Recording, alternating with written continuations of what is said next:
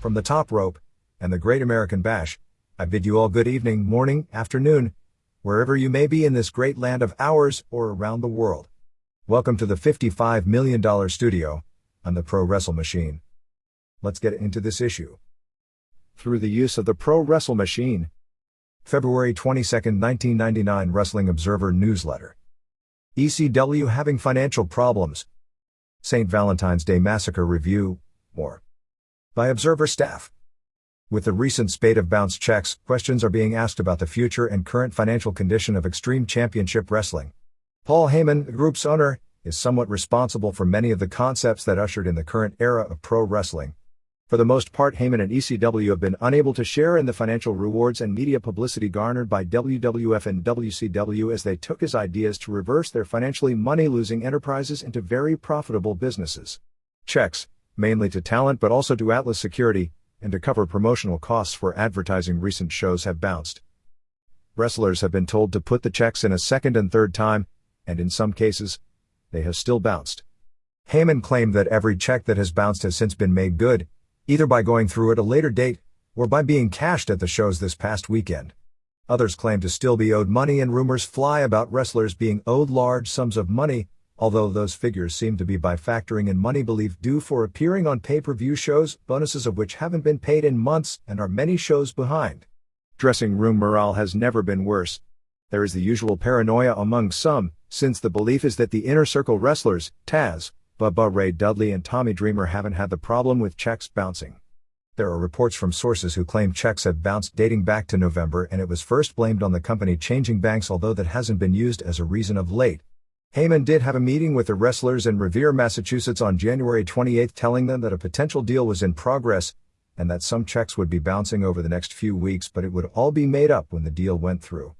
Heyman claimed that the company has bringing in a new investor that would buy 10% interest in the company for a deal that he expected to be finalized this week, which would result in stronger marketing and television of his product. He said that in order to complete the deal, that the company would have to be debt-free, which meant paying off major equipment and other debts, which has left ECW in need of a large influx of money. He said that he was looking at making a business deal as well, which had not been finalized, where he would sign over his company's share of its last two pay-per-view shows, the revenue of which doesn't come for 90 to 120 days after the event, which totals more than $1.6 million.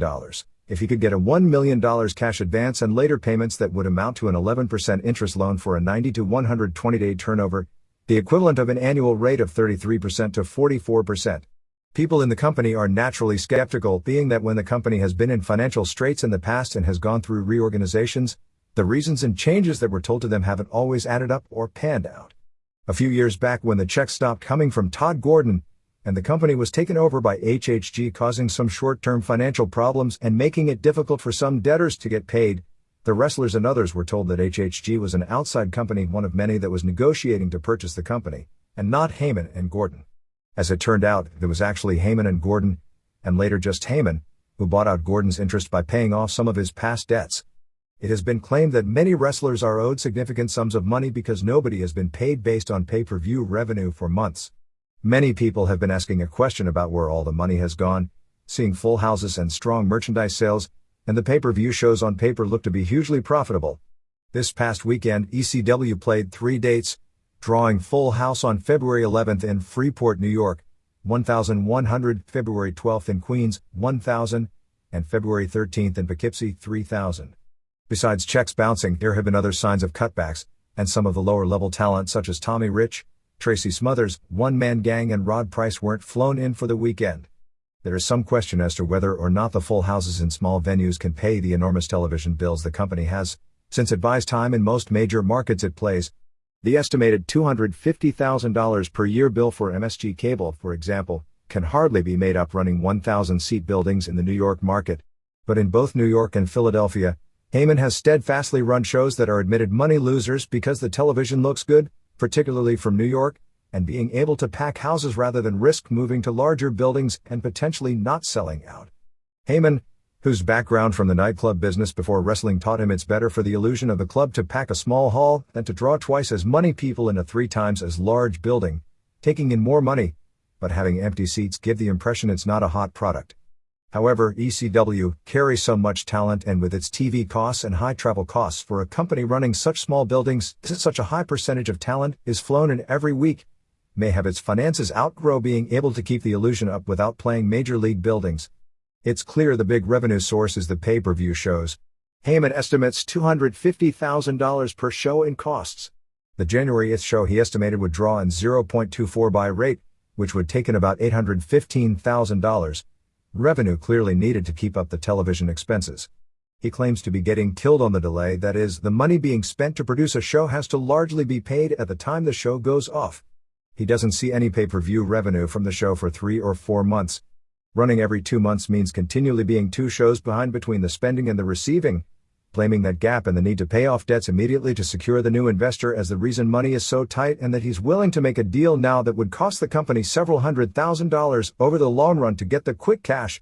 The fact he is looking at a loan that would pay at 11% interest with a 120-day turnover rather than taking out a bank loan where he'd clearly have collateral in revenues projected from pay-per-view and would theoretically be able to secure at a far lower interest rate asks even more questions about the financial state of the company.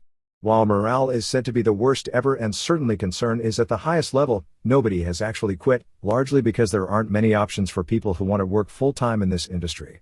A secondary company problem, the believed fairly widespread drug problem, has also been subject to a lot of talk in recent weeks. Heyman, who has long held the attitude that what employees do on their own time is not his business, admitted several performers have severe problems, pointing out that he's worried about it for their own health and because he doesn't want a death in his dressing room. He's definitely threatened at least 3 wrestlers with letting them go if things don't change immediately. Heyman said his greatest concern currently is with the use of injectable Nubain, a drug that gets one high, which is described by others in the company as being a worse problem than even the somas used to kill the pain from the bumps and help the aching wrestlers get to sleep. The long-awaited Vince McMahon vs. Steve Austin wrestling match finally took place on the St. Valentine's Day Massacre pay-per-view on February 14th in Memphis. While the show was, interestingly, a mixed bag, the main event cage match had to be considered a success.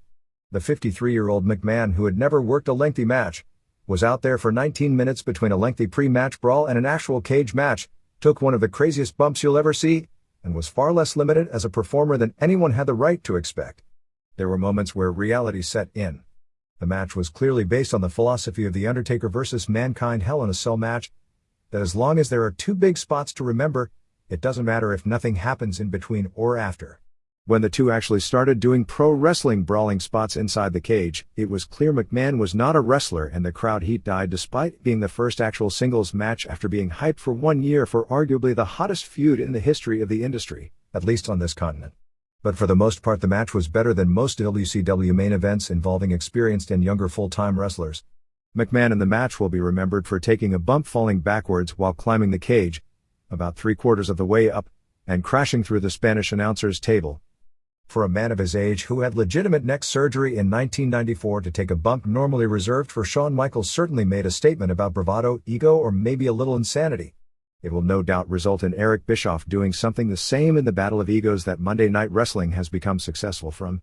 At this point a stretcher came out and he was put in a neck brace and about to be wheeled out when Austin said that since he didn't fulfill all his promises to make McMahon bleed, that he didn't consider the match over. He knocked everyone away from the stretcher and wheeled it hard into the cage with McMahon taking a bump. He threw McMahon in the cage and began an 8-minute match, climaxing with McMahon slicing his forehead open and Paul White, using that name, came from under the ring to save McMahon, but inadvertently threw Austin into the cage, which collapsed with Austin hitting the floor for the win. There was little doubt with McMahon never quitting, even though he took the type of a bump that made Mick Foley a folk legend to wrestling fans is to set the stage for the eventual babyface turn. McMahon came back from it from the same type of stretcher job that in the previous match, his other 2 big stars, Mankind and Rock, didn't recover from, bladed, and never quit, defiantly flipping off Austin whenever Austin was willing to end the carnage. The event, which sold out several weeks in advance, broke all Memphis wrestling records as expected, with 19,028 fans packing the pyramid, of which 17,977 paid $316,618 and another $143,215 in merchandise. The show itself was horrible for most of the first 3 hours. This was a show where you couldn't attribute the lack of heat for most of the matches to the fact the show was so long, but because there was little excitement in them. The Royal Rumble made the statement about the lack of talent depth, but this show made the statement about the new direction of skits and gimmicks as the show rather than as the build-up for the show. It's so successful, but on the big show it exposes the product when the matches these skits and gimmicks set up have little crowd interest. Rock and Mankind had another good title match. The crowd hated the finish. It was a show that on paper didn't look good, and while McMahon's performance was a success, that was the lone saving grace because Rock and Mankind, on paper the one-match show, wasn't good enough to carry an otherwise weak event by itself. More than any show up to this point, the loss of Jim Ross was noticeable. Jerry Lawler, who had signs all over the building about his potentially running for mayor, was badly hoarse, so he couldn't carry the broadcast. Michael Cole was clearly overworked and exhausted, as he was making the kind of mental errors as far as screwing up names one makes under those circumstances, and boy do I know about that. To make matters worse, it was clear he's out of his league calling matches as opposed to doing Raw where the object is to tell stories. It was what Temu City, even for moves like Bossman's finisher, or Venus finisher, and it appeared someone, who I guess was Ross, was feeding him things to say, because he'd always repeat a point 3 to 5 seconds late as if he was being fed it as opposed to it coming across as natural. In the Lone Dark match, Brian Christopher, Brian Lawler, and Scott Taylor beat Matt and Jeff Hardy. Since it was Memphis, the crowd was totally into too much as the faces and booed the Hardy Boys out of the building. Said to have been one of the best matches on the show. Figures. Sunday Night Heat opened with McMahon saying he had big plans for Austin, which would turn out to be White.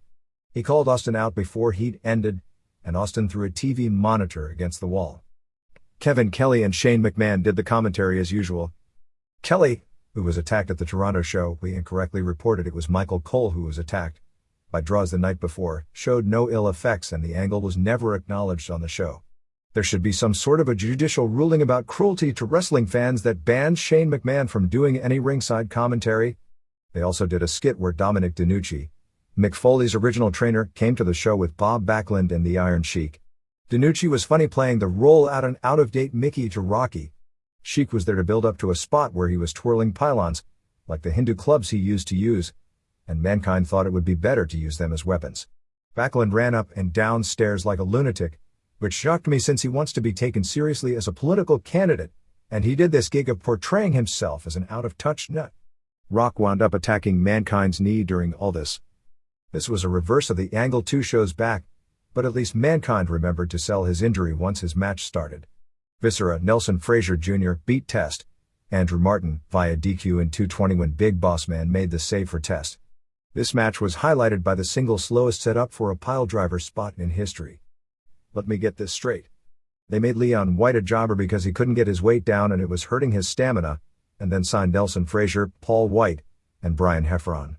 Next thing you know they'll start firing undercard guys for failing drug tests. Billy Gunn, Monty Sopp, No Contest Tiger Ali Singh, Jodinker Hans Jr., in 40 seconds. Actually there was no much. Thankfully. They just did a ref bump right away and had Val Venus and Ken Shamrock run in. It wound up with a 3-way. The show ended with McMahon calling out Austin. Shawn Michaels instead showed up. Finally Austin came out, but they were running long and whatever the point was supposed to be is anyone's guess because the show went on the air in mid-interview. 1. Goldust, Austin Runnels, beat Blue Dust, Brian Heffron, in 3:07. Crowd died once the match started. The highlight, if a word could be used for this match, was Goldust lifting up Blue Dust's shorts and spanking his flabby butt. Goldust got the pin with the worst curtain call in history and gave him shattered dreams after the match. Comedy that wasn't funny and wrestling that wasn't wrestling, so bad that even keeping it short couldn't prevent it from being an embarrassment. -1 star. 2. Bob Holly, Robert Howard, won the vacant hardcore title beating Al Snow, Alan Sarvin, in 10:02. The title was announced as vacant due to Road Dogg's injury that aired as a cover story for his rehab.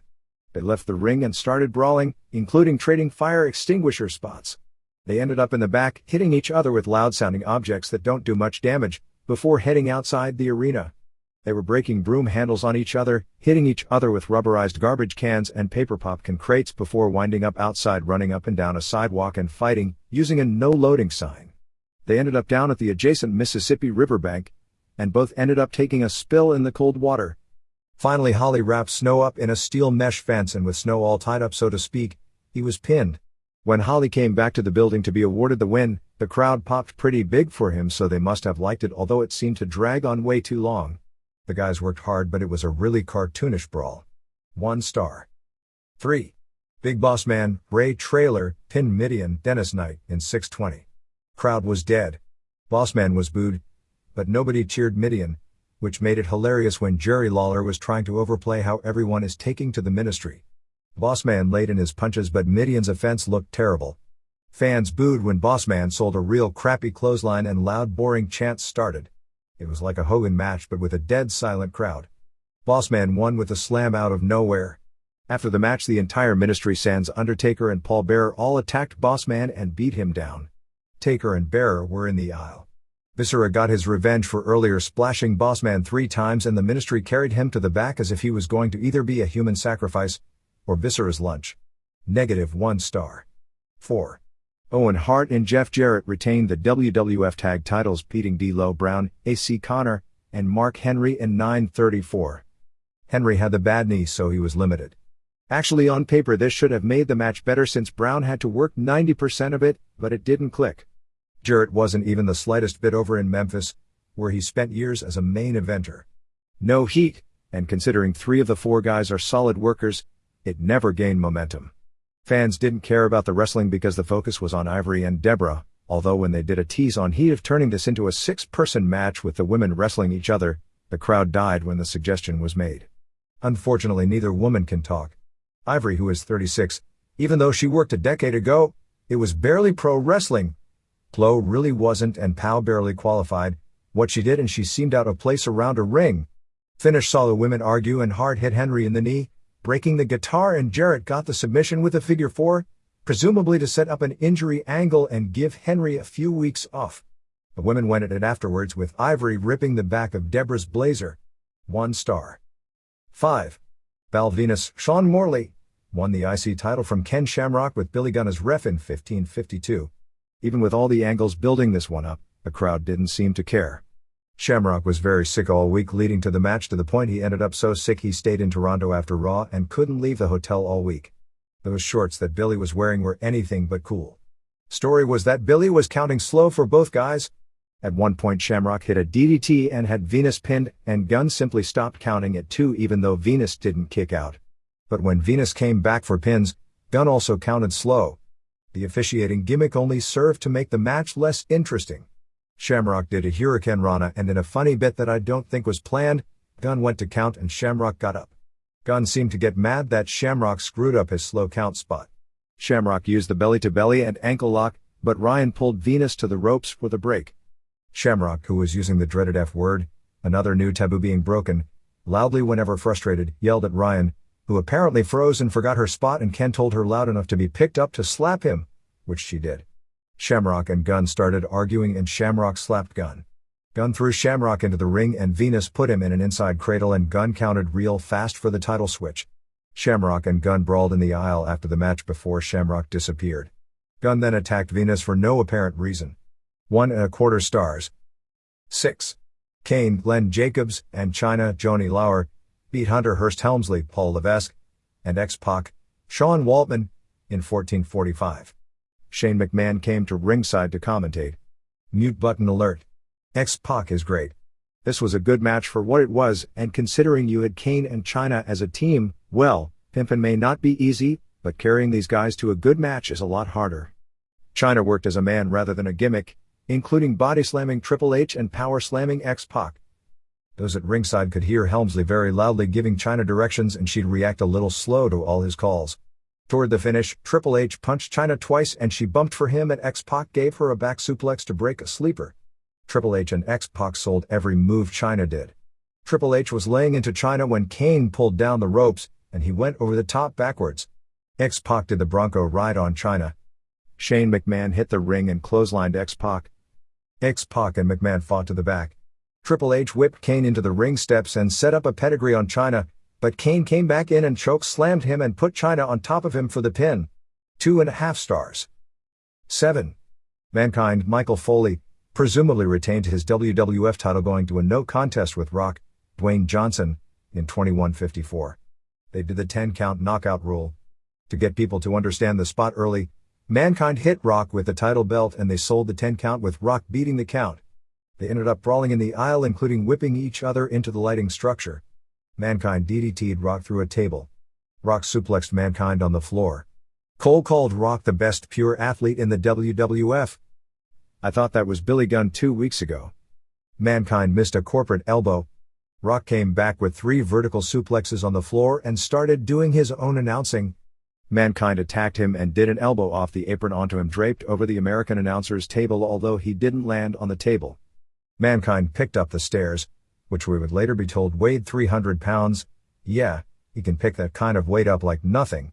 And Rock kicked the stairs into his face. Rock delivered 3 chair shots to the bad knee, but went for a chair to the head, missed, hit the ropes and in a Three Stooges spot.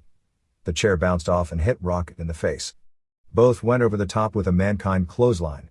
Mankind delivered a neck breaker on the floor and set up a pile driver on the table, but Rock flipped him over and Mankind head hit the American table, and legs hit the timekeeper's table.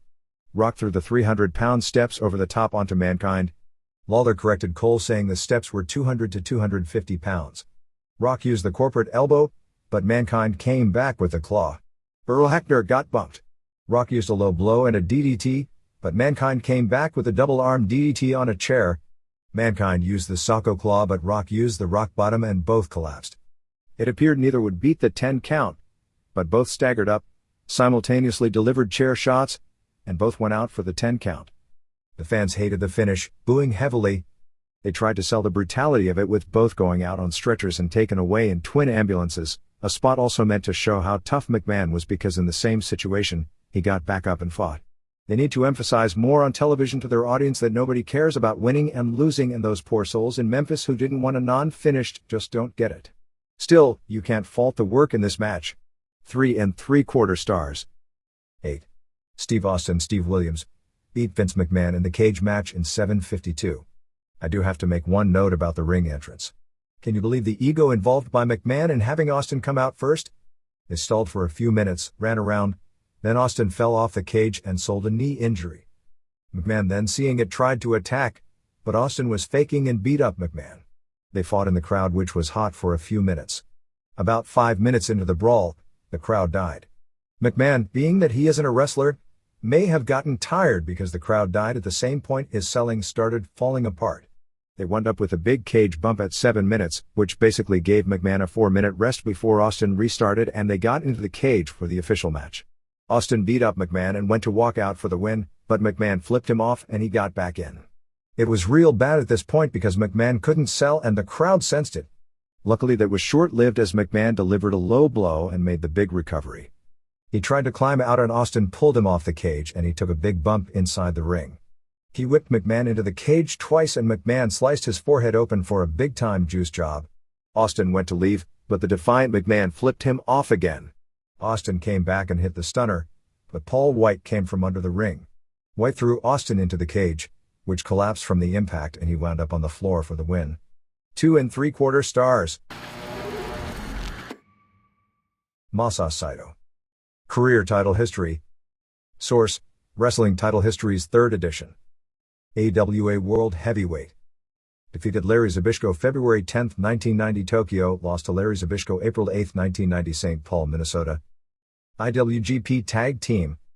With Riki Choshu defeated Tatsumi Fujinami and Kengo Kimura June 10, 1988 Hiroshima, lost to Super Strong Machine and George Takano March 19, 1989 Yokohama, with Shinya Hashimoto defeated Riki Choshu and Takayuki Iizuka September 20, 1989 Osaka.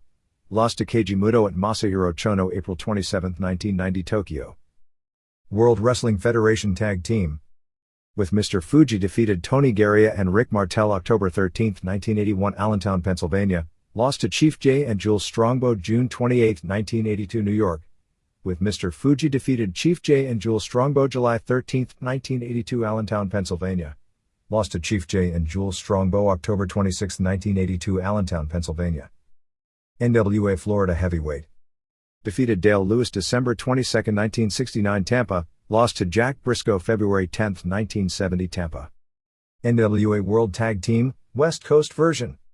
With Kinji Shibuya defeated Pepper Gomez and Pedro Morales July 13, 1968 San Francisco. lost to Ray Stevens and Pepper Gomez October 1969 San Francisco, with Kinji Shibuya awarded titles in fictitious match over Masked in turn September 16, 1973, lost to Pat Patterson and Rocky Johnson November 1973 Stockton, California.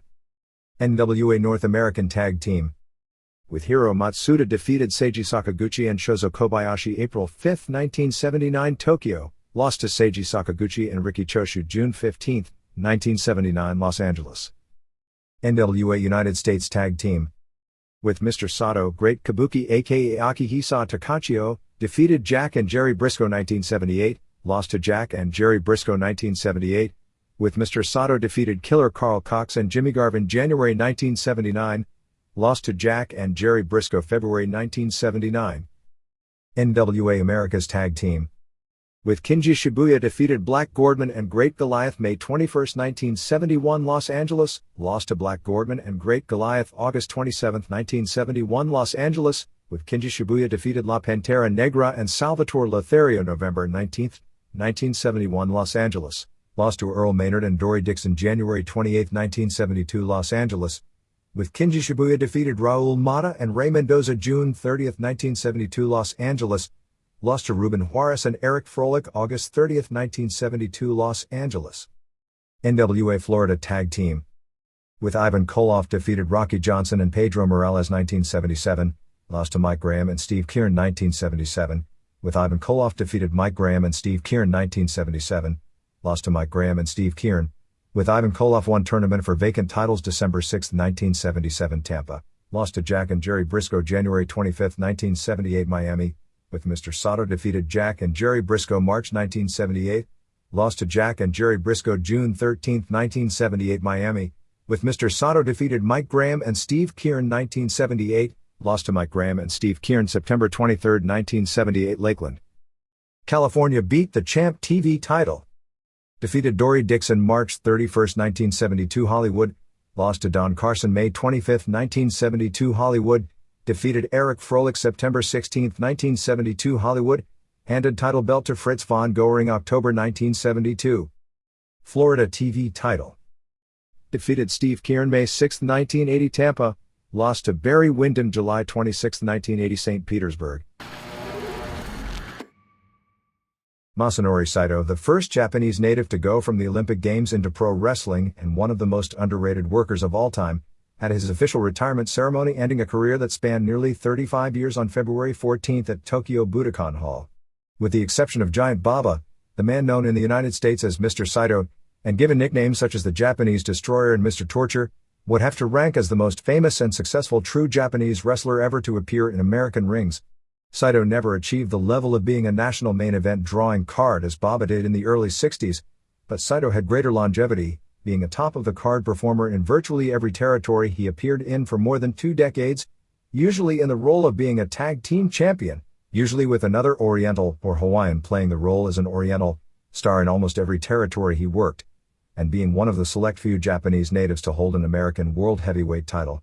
By the time he won his AWA World title before 63,900 fans at the Tokyo Dome, the first pro wrestling event to ever sell out the Dome from Larry Zbyszko on February 10, 1990, the AWA title was no longer considered a major league belt and the title match was only a mid-card match, 6th on an 11-match show. But he'll probably be even more well-remembered for his Japanese feud with Antonio Inoki, which climaxed in what historically is billed as the longest wrestling match ever in Japan, his out-of-the-ring brawl with the police in Waukesha, Wisconsin, which resulted in him spending 2 years in prison, and returning to the ring after the layoff in his mid-40s as one of the top 15 workers in the entire business. He was also the elder statesman of the Ishingan Choshu Army group during the hottest long-term program ever in Japanese wrestling in 1982-84.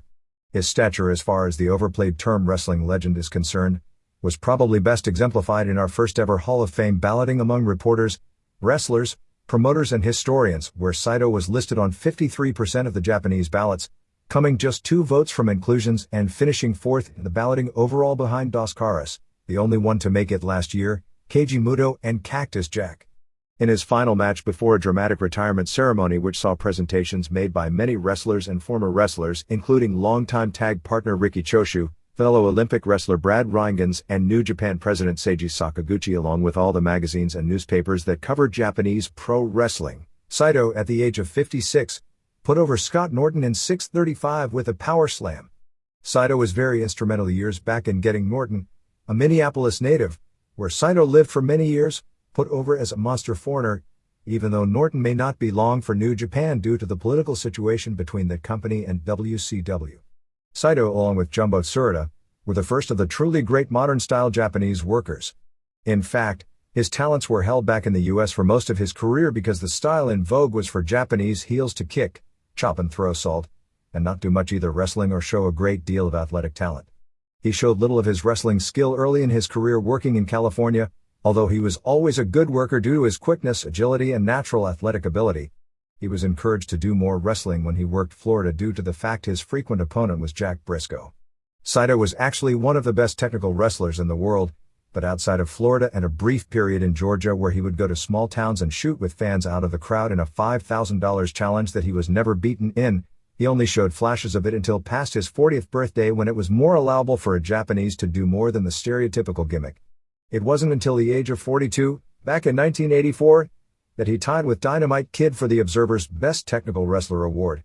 Even in Japan, it wasn't until he was past 40 that he was ever given a main event push, largely because he spent most of his time in the US, even missing a few years in his mid-40s due to a conviction and jail term in the famed Waukesha, Wisconsin brawl, with the exception of possibly Nick Bockwinkel. SAITO was the most effective worker of this generation while into his late 40s and really not slowing down much in the ring until he approached 50, up until which point he was generally ranked amongst the best in-ring performers in the world. SAITO invented several moves, one of which became one of the staple submission moves in the game, the Sasorigatame, or Scorpion Deathlock, which became the hottest submission finisher years later when Riki Choshu, Sting and Bret Hart popularized it. His twisting corkscrew back suplex became known far and wide as simply the SAITO suplex, although the irony is that both moves became the cool moves in Japanese wrestling due to Choshu, as the hottest wrestling star in the country, using them. Choshu was in many ways a copy of SAITO, and never as good a worker. But he was younger, had more charisma, and was in the right place at the right time and became probably Japan's number 4 all-time wrestling legend behind Rikidozan, Antonio Inoki, and Baba. He also invented the prison deathlock, the move now known today as the Nagata lock, after being released from prison in 1987. In 1982, when Choshu turned on Tatsumi Fujinami and formed the Revolutionary Army, SAITO became his main tag team partner in nightly main events before packed houses virtually every night. With Choshu and Fujinami locked in a hot singles program, this put SAITO in the position of feuding with Inoki on top in without question Inoki's best series of matches during the 80s. The matches were very good, almost all due to SAITO, but the program never reached legendary potential because every match wound up with the same finish, Inoki destroying SAITO. The first Inoki-SAITO feud ended in 1983 for what wasn't actually billed as a loser leaves town match, but basically hinted as such, which SAITO lost. Choshu and SAITO were probably the best tag team in the world at the time, and in trios matches with partners like Animal Hamaguchi, Yoshiaki Yatsu or Killer Khan, they raised the standard for work as they had the fastest-paced, hottest matches anywhere in the world. The legacy of his singles matches with Inoki led to a second feud in 1987, when SAITO won the IWGP tournament, equivalent to a New Japan version of today's Champion Carnival, and challenged Inoki for the title, and of course lost via pinfall, leading to 2 other matches and losses. While most of the Inoki-SAITO matches drew sellout crowds, the most famous match drew no fans. In what is recognized as the longest match in Japanese history, Inoki beat SAITO in the Ganryujima death match on October 4, 1987 via a choke in 2:05 and 14 seconds. The match was held on a deserted jungle-like island off the coast of Japan, where both men took ferry boats to and set up camps. The match started in daylight, but was pitch black with bonfires burning so the dozens of reporters and TV crew could shoot the bloodbath. Actually, the time isn't really accurate. The match was supposed to start, and it became a waiting game of more than 1 hour before either man would come out. The actual wrestling time was closer to 45 minutes. A ring was set up and they did spots in the ring, and also fought, using wrestling and submission moves, in the jungle, to a positive finish with no referee. The match was legendary in its time and was in all SAITO retrospectives in Japan considered the highlight of his career. He totally carried that match, as he did in every singles match he had with Inoki, but while unique and memorable, it was kind of boring. Masanori SAITO was born on August 7, 1942 and grew up in the Nakano section of Tokyo. While attending Meiji College, in 1963 he captured the Japanese national championship as a heavyweight in collegiate, freestyle and Greco-Roman wrestling. With the 1964 Olympics coming to Japan, Saito was pushed in the press as one of the potential national heroes to come from those games and a potential medal winner, but ended up being knocked out of competition in freestyle competition in the second round and didn't place. This was exaggerated for most of his American wrestling days as being usually a silver medalist, or occasionally even a gold medalist in those Olympics depending upon the territory, until it was actually common thought within wrestling that Saito had actually medaled.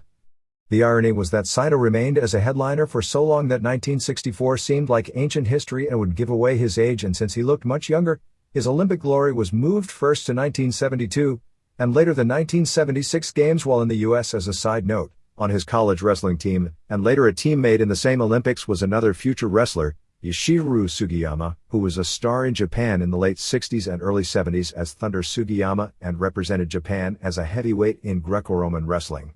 On June 3, 1965, Masaha Saito debuted for the Old Japanese Wrestling Association as the first Japanese native Olympic wrestler ever to wrestle professionally, losing to Sonikichi Taika Sakayama. He, along with Inoki and Hiro Matsuda, quit the JWA in March of 1966 to form the original Tokyo Pro Wrestling, the first major competition in history to the JWA, which had its first show 7 months later. When that group folded, Saito wasn't brought back to the JWA. Instead, he and Matsuda were forced to make their name abroad in the United States. In April 1967, Saito wound up in Los Angeles, where he met Charlie Owamoto, Mr. Moto, a booker in Los Angeles who sent him to work for Roy Shire in San Francisco, where he gained his first stage of fame. He was billed as the young cousin of Kinji Shibuya. The real-life Robert Shibuya, a man of Hawaiian descent who played college football at Cal, was probably one of the most enduring stars of that era of San Francisco wrestling as the prototypical Japanese post-World War II heel. Shibuya, who by this time was already in his mid-40s, had been teaming with Haru Sasaki along with being a consistent singles headliner. When Saito arrived, Shibuya saw his athletic ability, came up with the gimmick of Saito as his cousin, and ditched Sasaki to form a team with him. They quickly became one of the classic teams of that era.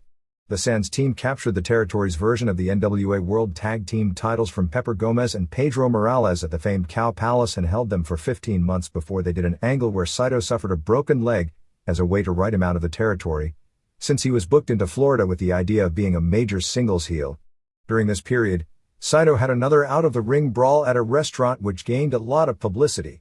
In this one, he was the hero. While eating after the matches in San Francisco in November 1968, 2 gunmen came in to rob the establishment. Saito, who was always considered one of the toughest men in the business until well into his 40s, and was unarmed at the time, made a few quick moves, and the end result was both gunmen had been knocked unconscious on the restaurant floor. Since Florida, due to the taste of promoter Eddie Graham, who was a huge proponent of amateur wrestling, always favored pushing top amateurs to give his business legitimacy as a real sport, it was a great territory for him to make a singles name. Saito was brought in as the top heel to feud with Dale Lewis, who wrestled for the U.S. in the 1956 and 1960 Olympics as a natural American versus Japanese amateur star program. Lewis had great credentials, but lacked color to be a top babyface in those days, but at the time held the Florida heavyweight title, which Saito won. The idea was this unbeatable real wrestler from Japan was dominating the local scene, and a young inexperienced super athlete man that promoter Eddie Graham felt would not only pop the territory, but was thought at the time to be the future of the entire business, would upend him. Saito holds the distinction of being the man Jack Briscoe defeated on February 10, 1970 at the famed Fort Homer Hesterly Armory in Tampa when Briscoe captured the Florida heavyweight title for the first time to set up his program with NWA World Champion Dory Funk Jr., which skyrocketed Briscoe international fame. Saito returned to California in late 1970, working both the Los Angeles and San Francisco territory, usually as a tag team with Shibuya, including doing a memorable heel versus heel tag team title program with one of the best working tag teams of that era, Black Gordman and the Great Goliath. Shibuya became booker, and wouldn't you know it, turned babyface in Los Angeles, and feuded with his cousin. Because Saito's English was always broken, he was generally pushed in tag teams throughout the 70s, as after he and Shibuya split up, he worked on occasion with such partners as Kim Duke, Ivan Koloff, Mr. Fuji, Don Morocco and Mr. Sato, who later became better known as the Great Kabuki. While in Florida in 1978 to 79, he and Sato held both the Florida and U.S. tag team titles, while being managed by Masao Hattori, the current New Japan ref, who by coincidence, was also a college and national amateur wrestling champion at Meiji College. The two were programmed generally with the top 2 face tag teams of that era in Florida, Mike Graham and Steve Kieran, and Jack and Jerry Briscoe. He also would tour New Japan as a rare Japanese heel. SAITO hadn't been back to Japan after Tokyo Pro folded until the spring of 1972, when the JWA, needing talent for its World League tournament, predecessor to today champion Carnival Tournament, brought him in. JWA folded the next year. Seiji Sakaguchi, who was a national judo champion and also attended Meiji College at about the same time SAITO was the star of the wrestling team, got power in the New Japan office and suggested bringing SAITO back. SAITO toured a few times but was never more than a mid-carder in Japan until November 1978 when he, Matsuda and Umanosuke Ueda formed the heel Okami, Wolf, group and became high-card heels against the native stars. It was the precursor of the feud that would make Choshu's legend years later. When he and Matsuda held the NWA North American Tag Team titles, which were the predecessor to today's IWGP Tag Team belts, SAITO, after putting over one legend Briscoe, in his first major title win, did it again with Choshu, when he and Matsuda lost the belts at the Olympic Auditorium in Los Angeles to Sakaguchi and Choshu on June 15, 1979.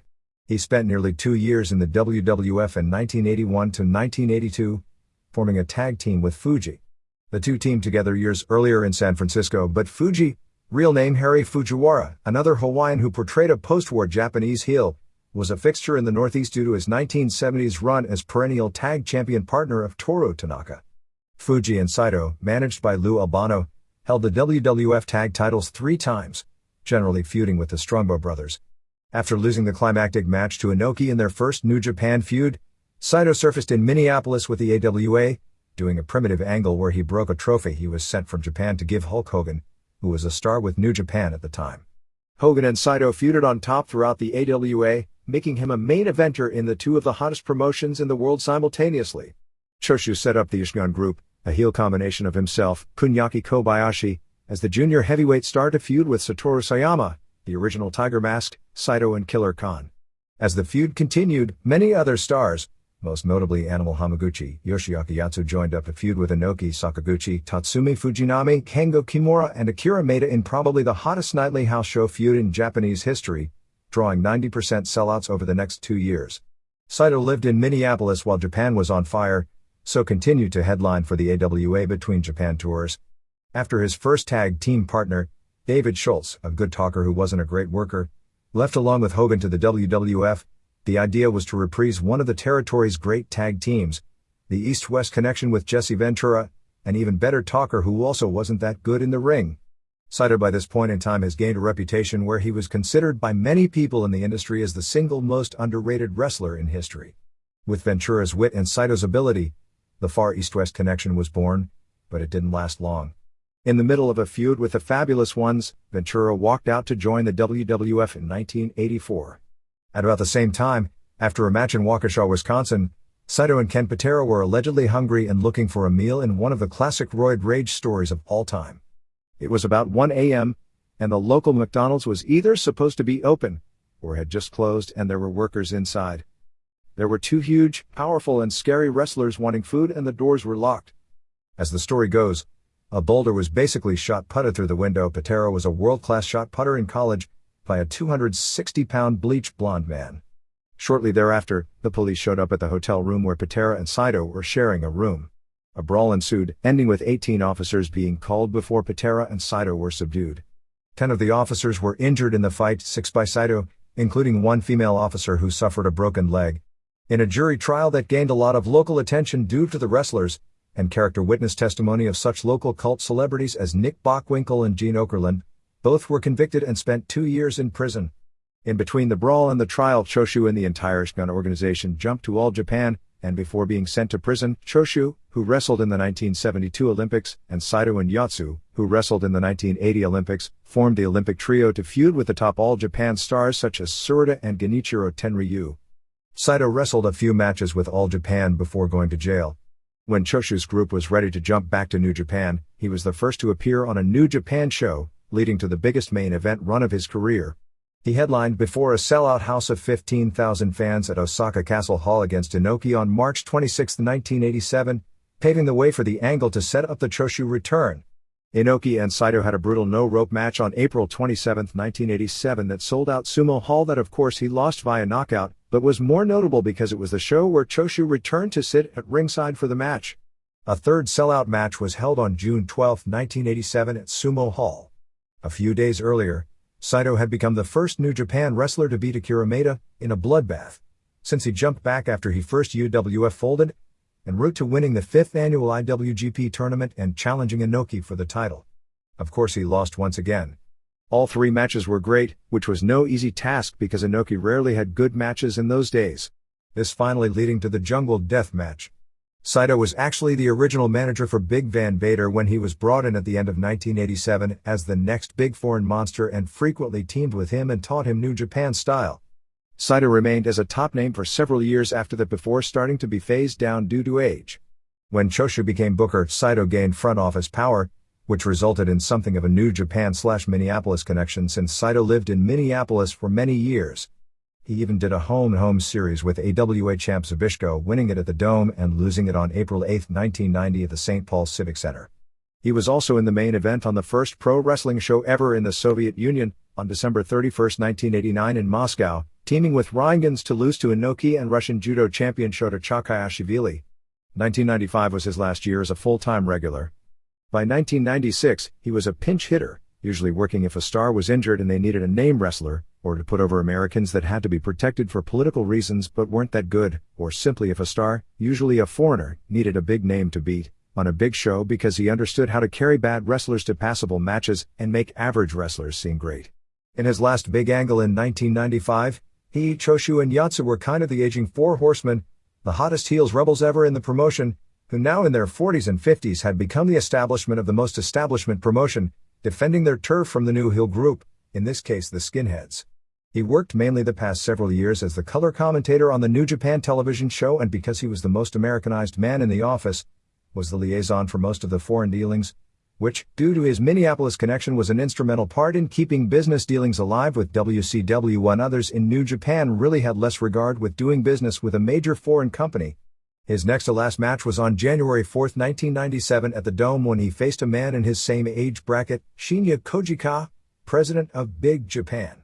It was the head of the gimmick promotion that dared challenge the big boys, facing the aging tough guy, who proved the gimmicks didn't work against the real tough guys and destroyed him in 4:25 of a terrible match. Due to the major send-offs for both Riki Choshu and Antonio Inoki planned for 1998, not to be lost in the shuffle, they held his retirement ceremony until this past weekend. The NBC Dateline segment on pro wrestling on February 14th ended up being a feature on Vince McMahon, called Lord of the Ring.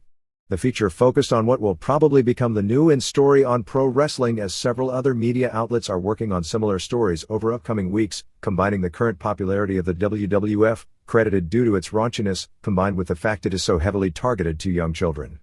At best, this 14-minute feature produced and narrated by Josh Mankiewicz was nothing more than surface material, but still made for a surprisingly strong piece. It focused almost entirely on McMahon and his WWF, with only a brief mention of WCW, calling it a sanitized version of the WWF, with the latter company portrayed as giving McMahon real competition but trailing in the ratings. Although the piece was not meant to be positive toward the WWF, you did get the idea that WWF was the in thing in wrestling and everyone else was playing catch-up. Reporter Stone Phillips opened the piece showing the cable ratings for a recent week, listing 6 of the top 7 shows as pro wrestling. Actually, it was only 3 shows since Raw counted as 2 and Nitro as 3 during that week, but ignoring that ratings sleight of hand does make for a stronger story. The story got the easy basics, and did make what I'd call a fair portrayal of Vince McMahon, who was given more than ample opportunity to defend himself against every charge. The reaction to this piece was interesting because it was so divergent. My feeling is that McMahon came off as an ultra-successful big-time player who is a great promoter and producer of entertainment, but one without any social conscience, which is why I'd call it an accurate portrayal, but one that didn't dig much beneath the surface. McMahon appeared to hate when the word conscience was brought up, saying he's not a member of the conscience police, a new WWF term like get it to be used to knock those who criticize them without having to actually address the issues. Others, including some people who are personal friends with McMahon, thought he came off as almost an evil monster. Others thought he came off as heroic because he was so unapologetic about marketing sleaze to children. McMahon can be a lot of things to different people, and in this piece he added 2 new pieces to his constantly reconstructed history of his childhood, that he suffered from attention deficit disorder and dyslexia while growing up. Because of how successful he's been of late, He's almost become a prototype for the win at all costs, and there's nothing to the game but winning mentality. His success at this point can't be argued, and that point was also made. Nor can his marketing the product he does and aiming it at young children be well defended, although some try, and usually do a better job than he did on this piece. His attempts came off poorly. Where the piece was weak is that his lone critics that aired were Eric Bischoff and Bret Hart, both of whom work for the competition and both of whom have deep-seated animosity and probably deep hatred for him. Bischoff's attempts to come off as the conscientious promoter in competition are as hollow as Bob Arum in the old boxing promotional wars with Don King, which hurts even though the main point he makes is a valid one shared by many.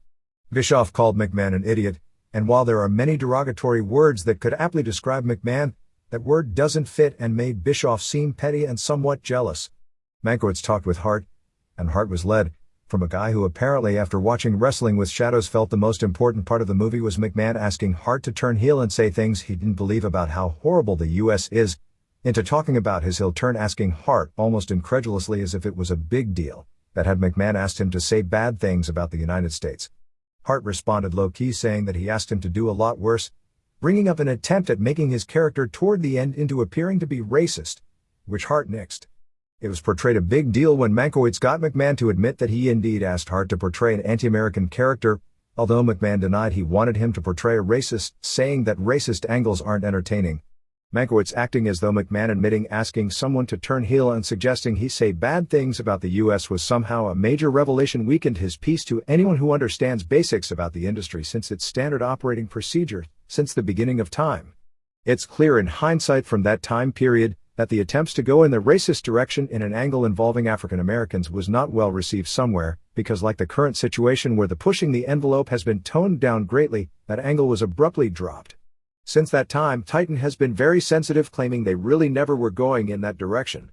At the time we were told that USA Network officials told them point blank to stop the racist stuff, and 1 week later it was dropped completely. WWF officials told us 1 week later, after the angle was dropped, claimed it had nothing to do with an outside directive but that the angle, which took place in late 1997, was dropped because it was a stupid angle. In showing McMahon's physique, it claimed he admits to having used steroids when they were legal and noted he was acquitted of charges of giving steroids to his employees. In talking about a history of wrestling, it attempted to credit McMahon's admissions of wrestling being staged entertainment as the reason for its popularity and the admission being why it was able to sell out buildings, as if it never could before, I guess, when the admission had nothing one way or the other to do with it. Bischoff's best point was that the difference between McMahon and Jerry Springer, who has gotten far more negative scrutiny from the media because until recently wrestling has been believed to be so low-rent as entertainment that it's beneath media scrutiny, is that Springer doesn't market his show to young children. This will largely go ignored because it was made by the competition promoter and because anyone who follows wrestling could point out he actually started this trend on a national basis, taking concepts first introduced by Paul Heyman when Vince was still doing the family entertainment gig, and because he's limited in what he can do by the standards of the station he's on and he's chasing the ratings by any means necessary just as obsessively, just not as successfully these days. But McMahon's comeback claim to that statement noting that 60% of his audience was over 21 only strengthened Bischoff's point, because that means 40% isn't. Mankiewicz attended a WWF house show and found a 3-year-old fan waving a stone-cold foam rubber middle finger. But still, while McMahon Cannon was criticized for marketing something like that and came off really badly for it, and they even showed the marketing idea of a WWF condom, they wouldn't still be marketed if they didn't sell. Unlike the TV show, which comes over the airwaves for free and many parents aren't aware of the changes in the product and may feel it's a harmless cartoon, any 3-year-old who has a gimmick like that isn't going up to the concession stands themselves to buy it. Some adult supervisory figure is buying it for them, in the case of the child in question, his mother. Once parents who know what it is and decide to purchase it for their kids, it's hard to put the brunt of blame if you think it's wrong on the producer of the product for the same reasons. There should be far more lax standards in judging WWF pay-per-view material, which an effort has to be made to order and pay for, and what goes over the air on Raw. Where McMahon came off badly to the general public, but probably as a defiant hero to his worshippers, would be when he was asked about this and claimed that young children don't even know what the middle finger signifies, which anyone who deals with young children knows is BS, and when asked if he has any regrets, said I suppose I should, but that moments later finished his statement saying, no I don't. Mankiewicz, who laughed amicably with McMahon while largely grilling him, portrayed McMahon as a sometimes charming and sometimes cold man without a conscience.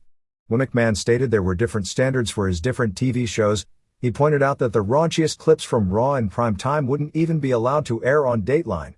He then showed a clip of Godfather and the Hose, pointing out it aired before 10 p.m. Eastern, which, and for some reason this has never really been brought up outside of Denver because the national media is based in New York and Los Angeles and sort of doesn't recognize a lot in between means in the Rocky Mountain time zone. It airs before 8 p.m.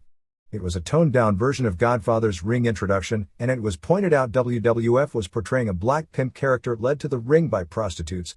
McMahon's response was saying, "Are you telling me there are no such thing as prostitutes in this world?" Mankiewicz responded that McMahon was making them appear to be cool. McMahon's defense was simply he was just trying to entertain. It noted that since the criticism started, McMahon has changed the viewing rating of Raw to TV-14. Another point not brought up but valid is that the WWF claims it has different standards for the different shows. There are things edited off Saturday morning and things that can be said and done on Raw's second hour that can't be done in the first hour, and other standards for Heat because it airs at 7 p.m., etc. This argument in and of itself shows the least social conscience of all from the USA Network that imposes these standards, because they ignore how much earlier the show airs in the Rocky Mountain time slot, and even if they didn't, are playing the political game as opposed to the real game. More children under 12 are watching the second hour of Raw, when the WWF and USA by their own admission allows the most objectionable material to air, than any other hour of any other WWF television show. Even though the weekend shows air earlier and have a slightly higher percentage of kids watching, far more overall are watching Raw because it's the show. The day after the piece aired, Raw slightly toned down the language and didn't do anything shocking when it came to content, with a lot of sound edits for words like bitch and asshole, although in other spots some words made it through the censors. The piece concluded with the most biting remark for the end, talking about the means to the end, and Mankiewicz saying that if you're Vince McMahon, you never wrestle with your conscience. Japanese television rundown. January 19th Pancrase. 1. Kosei Kubota beat Minoru Toyonaga via decision after 10 minutes. This was something of an inter-promotional match as Toyonaga is from the Takada dojo. Nobuhiko Takada was in the audience watching the match. Kubota controlled him on the ground for most of the match and nearly got an ankle lock once, but otherwise it was uneventful. 2. Ikuizumi Noa beat Daisuke Watanabe in 3:18 with an ankle lock in another match fought almost entirely on the mat. 3. Takafumi Ito won via decision after 10 minutes over Katsumi Inagaki. For those into the submission style, this was a very good match. It was almost all quick-moving mat work with little striking, so it wouldn't be a good general public match. Both continually looked for openings, went for them and were blocked, and it was very hard fought. Ito was very lucky to get this decision. 4. Manabu Yamada beat David Moore with a front guillotine in 20 seconds as Moore shot in. Yamada told the ref to stop it as he'd choked Moore out and he couldn't tap, and when the ref broke it, Moore was totally glassy-eyed. 5. Leon Dake drew Asami Shibuya over 15 minutes in a ranking match. This was an interesting match since Shibuya is better on the ground but Dake is better standing. Shibuya came close with a shoulder lock and nearly got an armbar as well. Most of the first 10 minutes was on the ground and Shibuya was dominating. At that point Dake got the mount and started throwing open hands from the top and did well enough in the last 5 minutes to get the draw. 6. Yuki Kondo beat Satoshi Hasegawa in 48 seconds. Kondo floored Hasegawa with a right palm heel and the ref stopped the fight. The stoppage appeared premature as Hasegawa was put down but didn't appear to be done at all. 7. Jason DeLucia won over Kyuma Kunyoku by a 1-0 score after they went the 15-minute time limit in a ranking match. DeLucia scored the point with a knockdown using a knee. Most of the match was mat work and both are proficient enough in it that it was good Pancrase-style fighting, but again nothing that's going to register to the general public. January 23rd New Japan. This show didn't air any matches, but instead had long interviews. The first segment, which took up most of the show, was a career retrospective on TV color commentator MASA SAITO, building up his retirement ceremony at Budokan Hall. It was mainly a lengthy interview with SAITO going over his career. They showed photos of the Olympic team days, the early Japanese days, the California days, etc. The Ken Patera situation was discussed as well. The other interviews were with Shinya Hashimoto and Masahiro Chono. Hopefully they were good interviews because they were all very long. January 30th New Japan. 1. Shinjiro Otani pinned Jushin Liger in 1943 of a non-title match. The second half aired on television. It was a very good match, but it seemed toned down from their usual standard. Otani seemed to be carrying things, making the big comebacks and doing the hot moves. The last several minutes were really good exchanges of big moves, with Atane's execution being so quick and crisp that he makes every move he does look like a potential finisher. Finish saw Liger have Atane set up for the palm heel, but Atane ducked out of the way and hit this perfect dragon suplex, then did a springboard dropkick and got the pin after the spider, spinning power bomb. Atane was making hand gestures after the win about wanting an IWGP Junior title match. 3 3/4 stars. 2. The rest of the show were the first round of the IWGP Heavyweight No. 1 Contender Tournament. Satoshi Kojima beat Kazuo Yamazaki in 12-14. Second half aired on television. It seemed to have a slow start with Kojima looking good and Yamazaki doing basic submissions and working the arm. Kojima used some hard slams, and there was a great spot where Kojima did a power bomb, but at the moment of impact, Yamazaki grabbed him in an armbar and Kojima had to reach the ropes. Crowd got into it from that point on.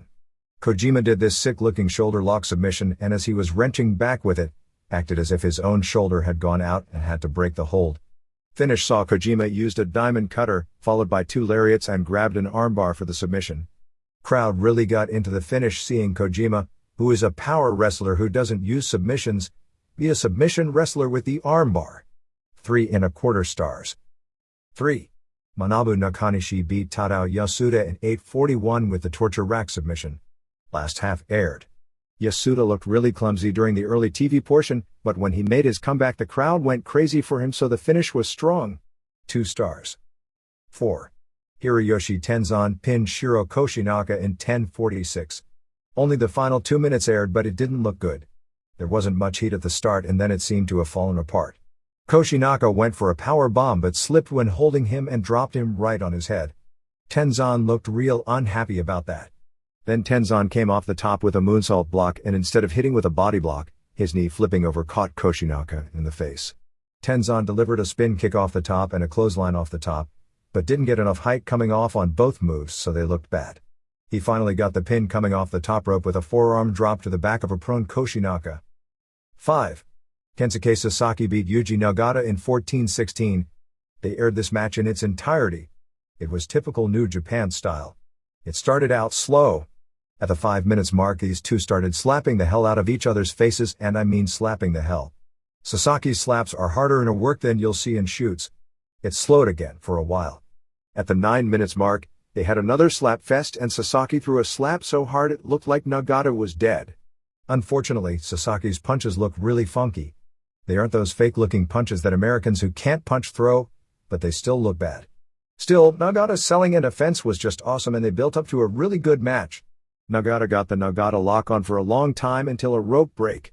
Nagata used 2 blizzard suplexes and a Northern Lights suplex for a near fall. Sasaki came back and killed him dead for sure with a lariat, then delivered a second lariat and a Northern Lights bomb for the pin. One very good stiff dramatic match. 3.5 stars. Mexico. The Rey Mysterio Jr. vs. Psicosis Mask vs. Mask match was announced for February 25th in Tijuana at Auditorio Municipal. Under usual circumstances, this match in that city would be so big they should move it outdoors to the Bull Ring. But it's being ripped heavily in the media as the word is out Mysterio Jr. is going to lose his mask in Oakland 5 days earlier, which would make this match a fraud by Mexican wrestling standards. Dr. Alfonso Morales even came out in the February 11th of Ovaciones, which is the largest sports newspaper in Mexico, saying that the match would be a fraud if it's allowed to take place because Mysterio Jr., who he called Young Oscar, would be losing the match on an American pay-per-view show.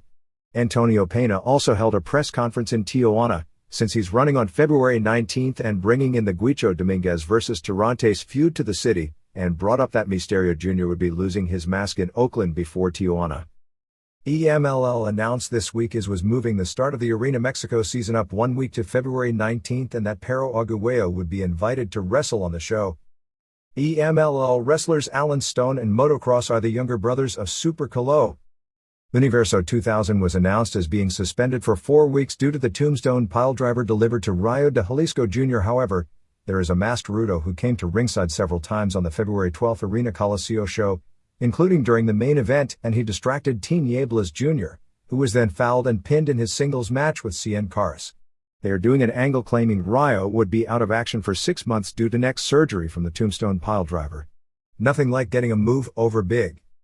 Yoshikazu Taru and Sasuke the Great, Masao Orihara, are headed to IWRG starting this week. All Japan. The first house show of the new era was February 13th at Korakuen Hall with a one-night trios tournament ending with Kenta Kobashi and Jun Akiyama and Kentaro Shiga beating Mitsuharu Misawa and Yoshinari Ogawa and Masahito Kakihara in the finals in 23:04 when Shiga pinned Kakihara. Kobashi's team won over Akira Tao and Masa Fuchi and Masao Inoue in 1938 when Akiyama pinned Inoue with the exploder suplex, while Misawa's team in the first round beat Hiroshi Haze and Takao Mori and Yoshihiro Takayama in 1733 when Misawa pinned Mori after a tiger driver. Shiga winning the championship match was part of a story since Shiga was considered Giant Baba's youngest son protege.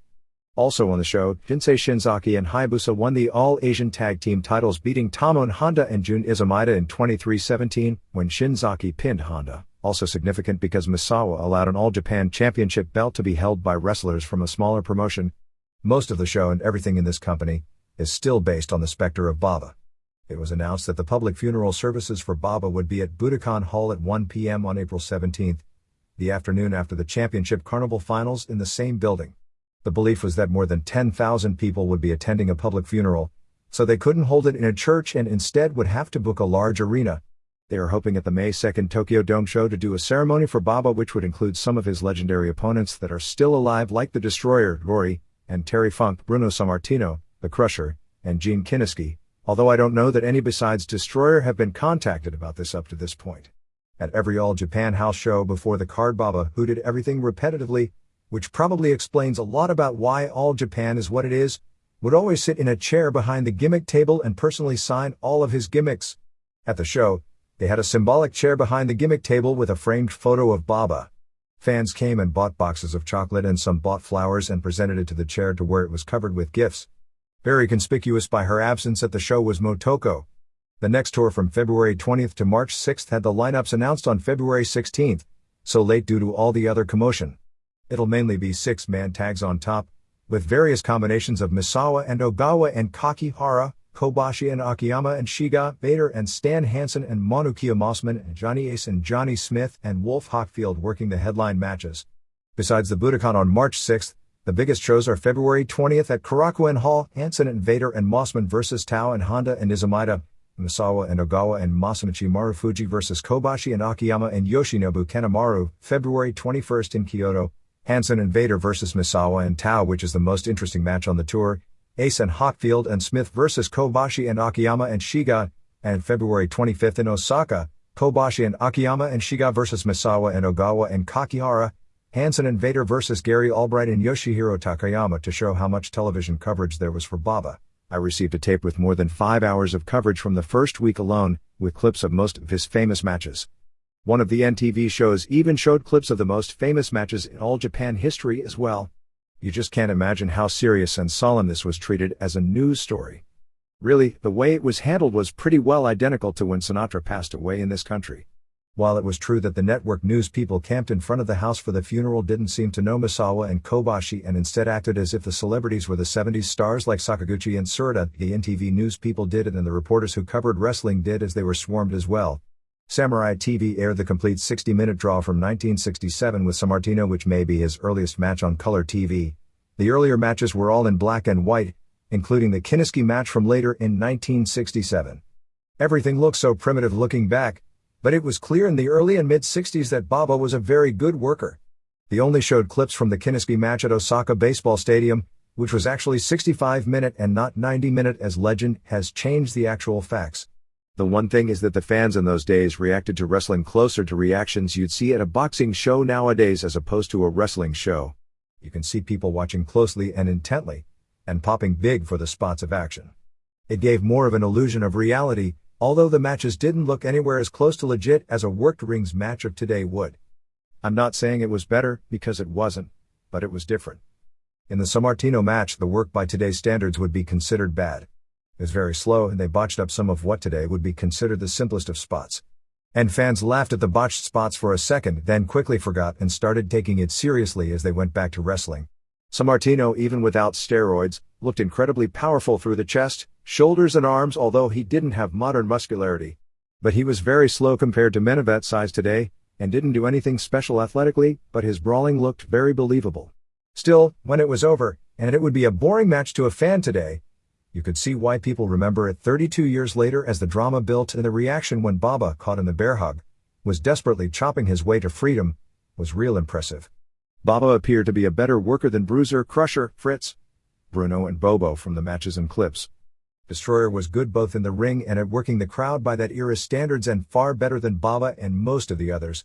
The earliest in-ring clip of Baba was losing to Bill Miller, who was under a mask, in a 1961 match. What amazed me, because of how he always looked when I saw him from 1972 on, is how athletic looking and what a good athlete the young Baba actually was. Even in the late 60s, watching clips of the Baba and Inoki team, Baba appeared to be the better worker of the two. Inoki was a guy flying around for no reason like a mid-card luchador, great athlete but indie-level worker, both hitting and missing spots badly, whereas Baba knew what to do, when, and everything he did looked believable. It appeared to me the two best of that era were Kinniski and Dory, and from clips, Valentine appeared to be awfully good as well. Terry Funk wasn't at his peak yet and seemed about the level of Destroyer, although less experienced. Actually, I thought Baba versus Kinniski was amazing.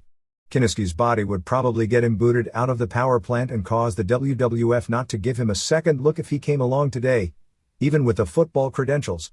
But his work, even by today's standards, was great, and it was amazing see how much they were doing and how fresh they were under the summer heat outdoors in Osaka after going 60 minutes, and Baba was still dropkicking to the top of Big Kinniski's head and they were pounding each other with every blow with neither man showing fatigue.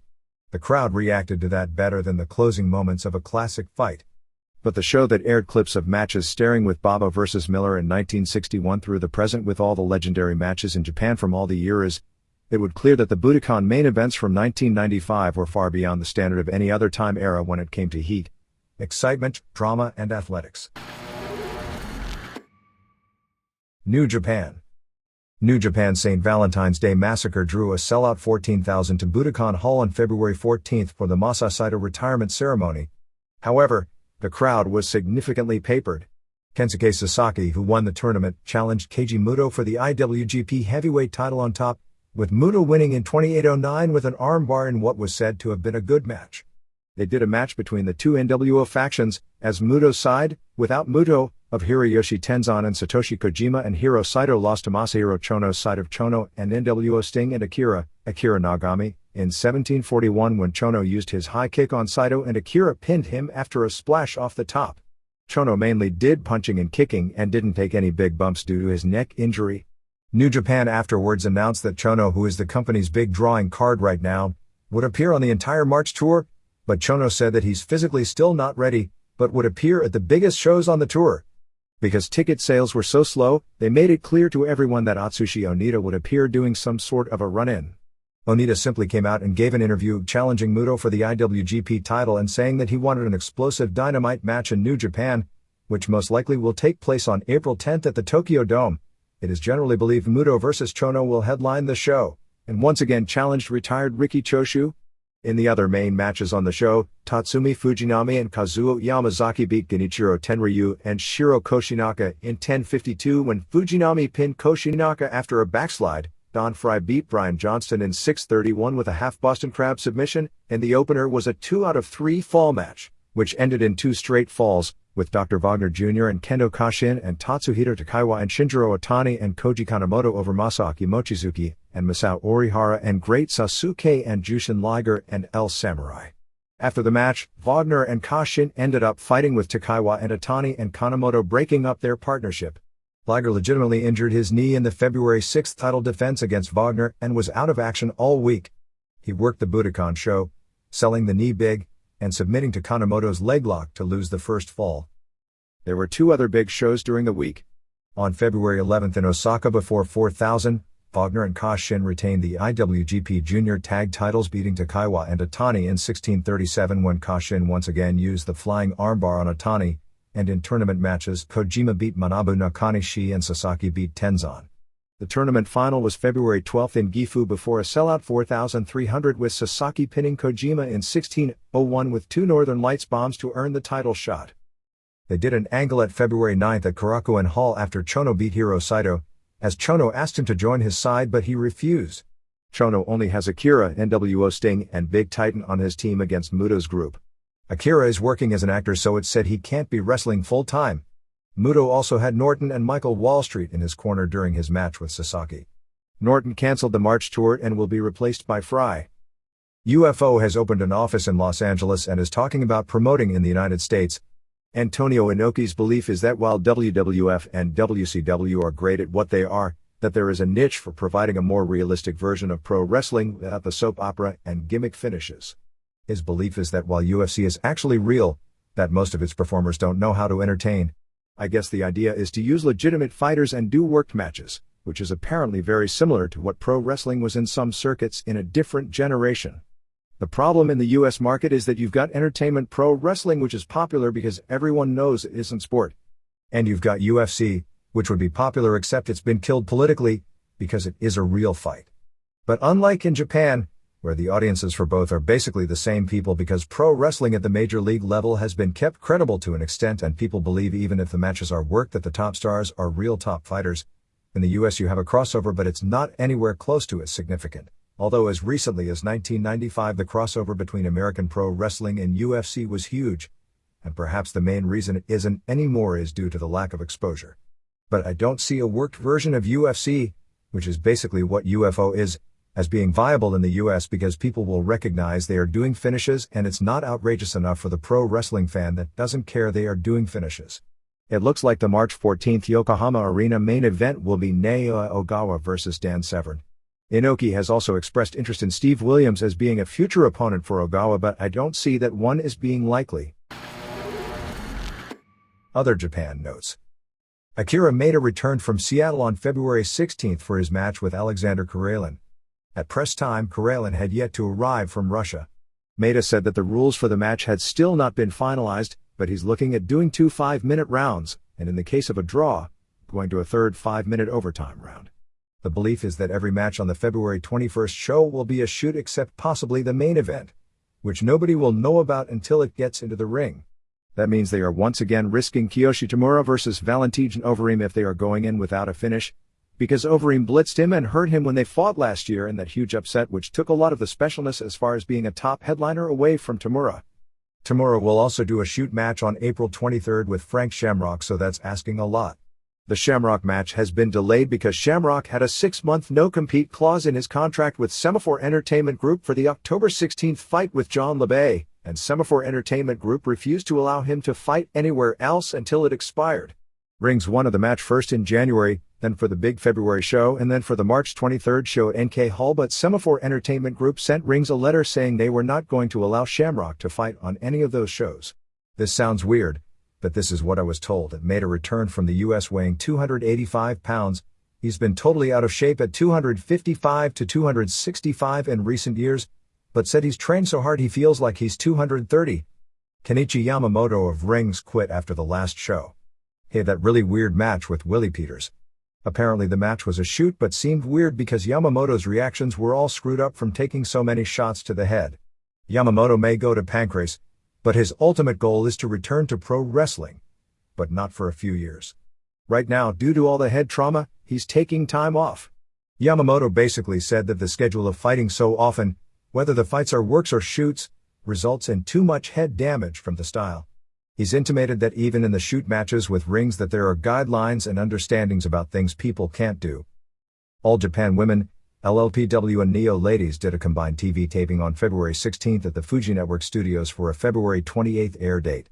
Shinobu Kandori and Junkyo Yagi of LLPW went to a no contest with Yumiko Hata and Miho Wakizawa of AJW in a match to build heat for the March 10th Kandori vs. Hata WWWA title match. After the Zaps had won a tag match, they were attacked to Atsuko Mita and Mima Shimoda. At the February 11th AJW show at Korakuen Hall, Kako Inoue was announced as having graduated from the promotion. This dates back to the old days when the women basically could only work until the age of 25, and their retirements were treated as graduating college and going into the real world. Inoue, 29, was announced as graduating from the company, which in American terms, as it was explained in her case, is she's leaving full-time and attempting to become an actress, but would still come back to wrestle on occasion. JWP held the first round of its tournament to determine the final contender for retiring JWP champ Hikari Fukuoka on February 14 in Osaka with Tomoko Kuzumi over Yuki Lee, Commando Borishoi over Chikako Shiratori, Devil Masami beating Rieko Amano and Matoya Kana, formerly Kanako Matoya, over Tomoko Miyaguchi. Both AJW and JD women's groups are down to running shows this past week at their garage-like gyms to save the expense of renting an arena. War is running several shows from March 1 to March 20. Major matches are March 1 at Korakuen Hall with Atani and Takaiwa from New Japan defending the International Junior Tag titles against Yuji Yasuryoka and Tadahiro Ishii, and Masao Orihara defending the INT Junior belt against Masaaki Mochizuki. March 14 in Yokohama has Genichiro Tenryu and Shoji Nakamaki vs Atsushi Onita and Nobutaka Araya, which will be the first time Tenryu and Onita have faced each other since the May 5, 1995 match which drew 52,000 people to Kawasaki Baseball Stadium. Plus Orihara defends against Yasuryoka. March 20 in Matsumoto has Tenryu defending his J1 title against Araya. Pancrase ran February 11 in Osaka before a sellout 850. New Japan ran the same city that night. It was one of those shows where no matches were announced and it was a team competition between the Tokyo Dojo and Yokohama Dojo and matches would be picked at ringside the day of the show. Yokohama ended up winning 3 matches of the 6, with the final 2, Ryushi Yanagisawa vs Satoshi Hasegawa and Takafumi Ito vs Asami Shibuya, ending up as draws. Things are really messed up as they announced at the show that Kenga Watanabe was picked to get the match with Semishield on April 18 pay-per-view from Yokohama for the King of Pancrase title vacated last week by Guy Mesger. While we don't know this as a fact, the belief is that the Pancrase office wanted Mesger to vacate for fear their world champion would lose in UFC competition against Vitor Belfort, rather than it being Mesger's idea to vacate the belt. Where this is messed up is that even though Watanabe has the most charisma of anyone in the company except Masakatsu Funaki, whose days at the top appear to be limited since he's taken too many beatings, and they are hoping for him to be the one to carry the company in the future, the fact is, he's never won a match. And on February 11 it wasn't made better when he lost to prelim boy Kosei Kubota to make his Pancrase rules record at 0-4. Next Pancrase is March 9 at Tokyo Korakuen Hall with the only match announced being a no-rules match with Keiichiro Yamamiya of Pancrase facing Shunsuke Matsui, another Takada protege. Weekly Pro Wrestling came out with its 1999 Japanese directory which lists 564 native Japanese wrestlers in 47 different promotions. For the year 1998, there were a total of 1,459 pro wrestling shows in Japan drawing 2,546,441 fans. I believe this would be the first year in a long time that total attendance in the United States and Canada, which is probably in the 4.5 million range, topped that of Japan. And not only that but nearly doubled it. So aside from being a great year in North America for wrestling, it was a bad year for Japan which usually does more than 3 million. New Japan was the leading promotion running 137 shows and drawing 647,448 fans or 4,726 per show. All Japan ran 124 shows and drew 426,550 fans or 3,440 per show. These numbers are considerably higher than the Observer year-end estimates because like with WWF and WCW, we don't include the mega shows in the regular everyday house show average. Here and there. Leonard Butch Levy, considered one of the toughest men in wrestling in the 50s, passed away on February 9 in the Twin Cities at the age of 78. Levy wrestled from 1948 through 1965, mainly in the Minneapolis area, after being a star on the football and wrestling teams at the University of Minnesota in 1941 to 1942. He was a state high school wrestling champion in Minnesota, and went on to win the National AAU Championship in Wrestling in 1941 and NCAA Championship in 1942, both as a heavyweight. He was also a starting guard on the football team, earning all Big Ten honors twice and playing in the 1942 College All-Star Game. He was considered the best heavyweight in the U.S., and would have been a prime candidate for the 1944 Olympics except no event was held due to World War II. Levy enlisted in the Navy in 1943 and didn't return until after the war, at which point he played 2 seasons with the NFL's Cleveland Rams before going into pro wrestling. He wrestled mainly in the Twin Cities during the 50s, and local promoter Wally Carbo would tell people that he had potential to be a world champion, but he never wanted to do the traveling to build up a national name. His biggest run would have been in 1959 to 1960 where he spent more than a year mainly headlining weekly shows in the Twin Cities teaming with Frank Townsend against Murder Incorporated, Stan Kowalski and Tiny Mills, over the old NWA International Tag Team titles and later when the belts were renamed the AWA World Tag Team titles. Among other trivia notes, Stu Hart considered him one of the toughest men in wrestling during the 50s. Ric Flair grew up with Levy as one of his wrestling heroes. Levy's daughter ended up marrying baseball superstar Rod Carew. In 1965 in Denver, in what some say was his final career match, although it may have been one of his final matches, he wrestled a rookie in his fifth pro match named Terry Funk. And he was the special referee for a Midway Stadium show on August 21, 1965, when Crusher won the AWA title from Mad Dog Vachon. He occasionally attended matches after his retirement as late of 1988, and ran a plumbing company and also worked as a stockbroker. With a lot of the WWF talent in Memphis for the pay-per-view, Power Pro had its biggest weekend in history.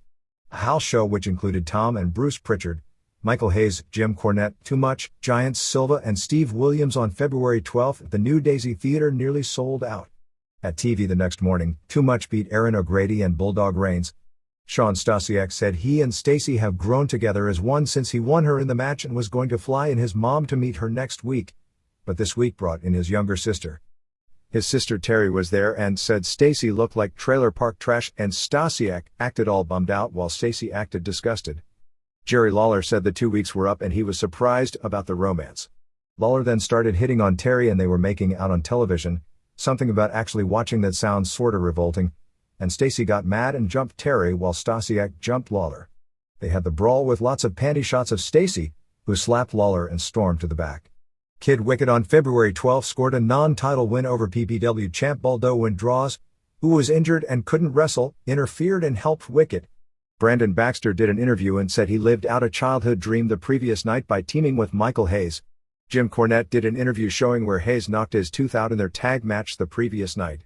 Cornette talked about Baxter's deceased father, so Baxter jumped him, but the syndicate attacked Baxter and a local DJ named Ugly Ed Johnson until Hayes made the save and cut a promo. Tom Pritchard came out with Steve Williams under a mask. He said it was Steve Williams, that he has turned his back on the American ways and is going to wear the mask until he wins the WWF title. That may be a while. It was said that the mask seemed to be more of a hindrance than a help to Williams' ability to get over in the WWF. Terry Funk will be starting next week on a movie called Active Stealth with Daniel Baldwin. Dr. Charles Kochakian, who historically may be among the most important people indirectly in pro wrestling history, passed away on February 12 at his home in Birmingham at the age of 90. I'd never heard the name either until this past week. Kochakian, as a student in the 1935 while working in a primitive laboratory, learned how to manipulate the male hormone testosterone to build muscle mass, which led to the creation of anabolic steroids. He pioneered use of testosterone as a drug, not for sports, but to speed up recovery time for wounded soldiers in World War II. Hitler's doctors learned it at about the same time and gave it to their soldiers in the same way to increase aggressiveness, and you know what's happened since. Dr. John Ziegler is generally considered the father of steroids in the U.S., because after the U.S. was getting killed in power events at the Olympics in the 50s, he created Dianabol for lifters, thinking he was doing it as a service to the country, although later Ziegler grew to hate his creation and the long-term results of it. The Dapper Dan organization in Pittsburgh recently gave Bruno Sammartino a Lifetime Achievement Award. Newsweek on February 15 had a pretty favorable story on Jesse Ventura's first month as governor. He has an amazing 70+% approval rating. That issue also had an excellent cover story about drug usage in sports, particularly at the Olympic Games level, that appeared to be on target. Vern Gagne and Dale Gagner, who has dropped the R from his last name and is going by Dale Gagne, are involved in a legal dispute over the AWA name. Gagner is claiming that when Gagne went bankrupt, he failed to keep his trademark current. Gagne also claimed Gagner was misrepresenting himself as a family relative. Gagner claims that studying the Gagne heirloom book that both men had very distant cousins that were related. Glamour boy Shane and Pierre Roth Jr. had on January 30 in Guaynabo, Puerto Rico, what was said to be the bloodiest match in Puerto Rico since the famous Manny Fernandez vs. Invader No. 3 match in 1989, and you can imagine what kind of territory that covers. Shane needed 8 stitches and was rushed to the hospital after the match due to cutting himself too deep with the blade.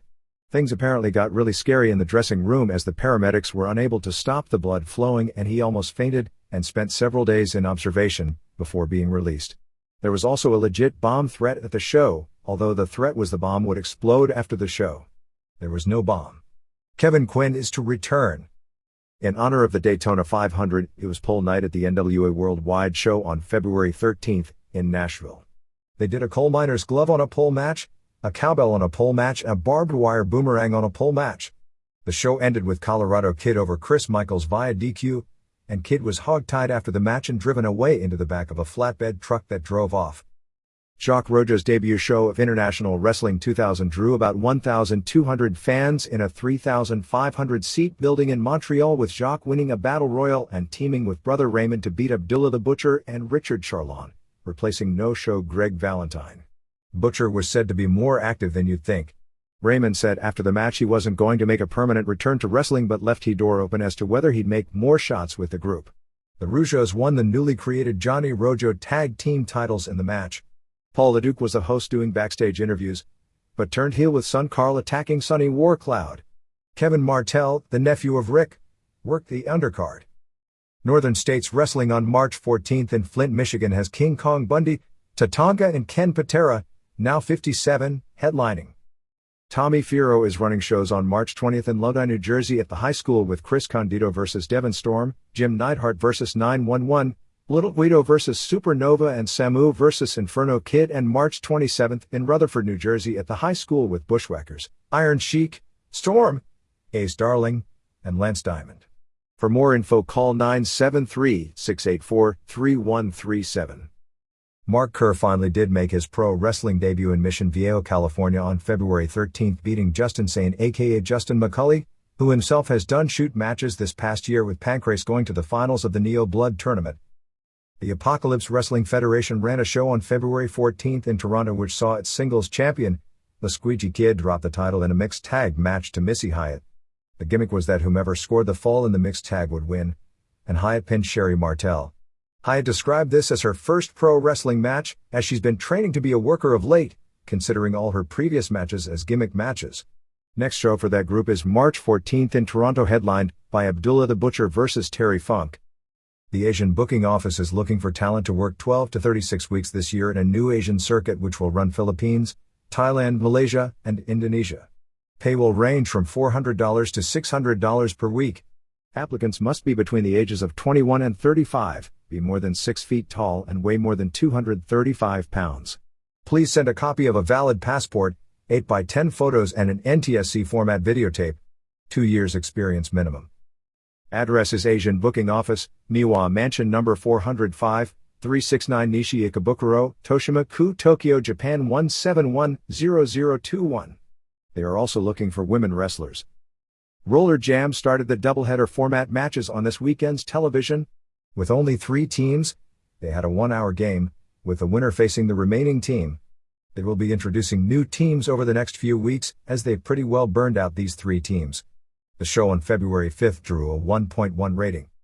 Madman Pondo and Ian Rotten apparently filmed an episode of The Jenny Jones Show this past week. MMA. One of the biggest events of the year is the second annual Submission Rules event in Abu Dhabi, which is the biggest submission tournament of the year. It takes place February 24th to February 26th. Because of many cancellations, the promoters are trying to keep the names secret until the competitors actually arrive in the country, although there are brackets that are tentative.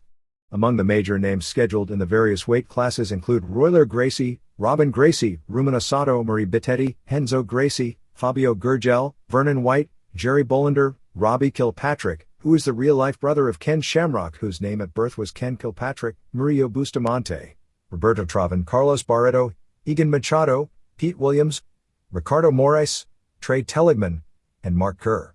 There will also be a super fight with Shudo World Champion Enson Inoue facing last year's heavyweight and absolute tournament winner Mario Sperry, who many consider the best submission fighter in the world right now. Pancration looks to be debuting as an Olympic sport in the 2004 Games in Greece. The U.S. will be fielding a team, and among those who will be state directors will be Ken Shamrock and Keith Hackney, who was famous years back for knocking down 640-pound Emmanuel Yarbrough in UFC 3 in 1994. And Shamrock's Lions Den may wind up being the Olympic training center for the sport. Apparently Dan Severn, who would be 46 at the time, is actually contemplating trying for it, as he's had a lifelong goal to make an Olympic team. Just saw a tape of the January 15th Judo show from Korakuen Hall, and the Rumina Sato vs. Charles Taylor finish of their 6-second match has got to be the finish of the year. He actually climbed up Taylor's body with his legs and secured a reverse armbar on him. It now appears the next KRS show will take place on April 29th at Nagoya Rainbow Hall, headlined by Nobuhiko Takada. Actually, the KRS company has closed up. It's the same promoters with new investors starting up a new company called Dream Enterprises. Takada talked about fighting either Hickson or Hoist Gracie when the announcement of the show was made. The latest on Frank Shamrock and Semaphore Entertainment Group is that Shamrock's contract has expired but is saying he's willing to defend the middleweight title against Vitor Belfort or whomever else, but not until August, as he's fighting with Rings on April 23rd and is talking about promoting a show in San Jose over the summer and is also getting married this summer. So the ball is in Semaphore Entertainment Group's court regarding the middleweight title. Becky Levi, who has done 1 or 2 pro wrestling matches and several MMA matches, including one in Texas against a male pro wrestler from Mexico, will be competing on February 26th at the Women's Tough Woman Championships. She took second as a heavyweight last year with very minimal boxing training. ECW. With most of the talk being of conjecture about the company's future, the big show of the week was a TV taping on February 12th in Queens, New York before a sellout 1,000 fans. Super Crazy this time beat Yoshihiro Tajiri in what was said to have been their best match to date. Sabu vs. Skull Von Crush ended with no finish, with Sabu beating up a planted fan and challenging Taz, and they had a brawl which wound up later being officially announced as the main event for the March 21st pay-per-view show. Shane Douglas came out in street clothes and talked about his injuries, claiming that Ultimo Dragon was retiring and that his elbow injuries were worse than Dragon's. He said that he would announce who the new franchise in ECW would be, and seemed to be leading to a retirement announcement. Both Lance Storm and Justin Credible came out saying that they were going to be the new franchise. Douglas announced it was Tommy Dreamer.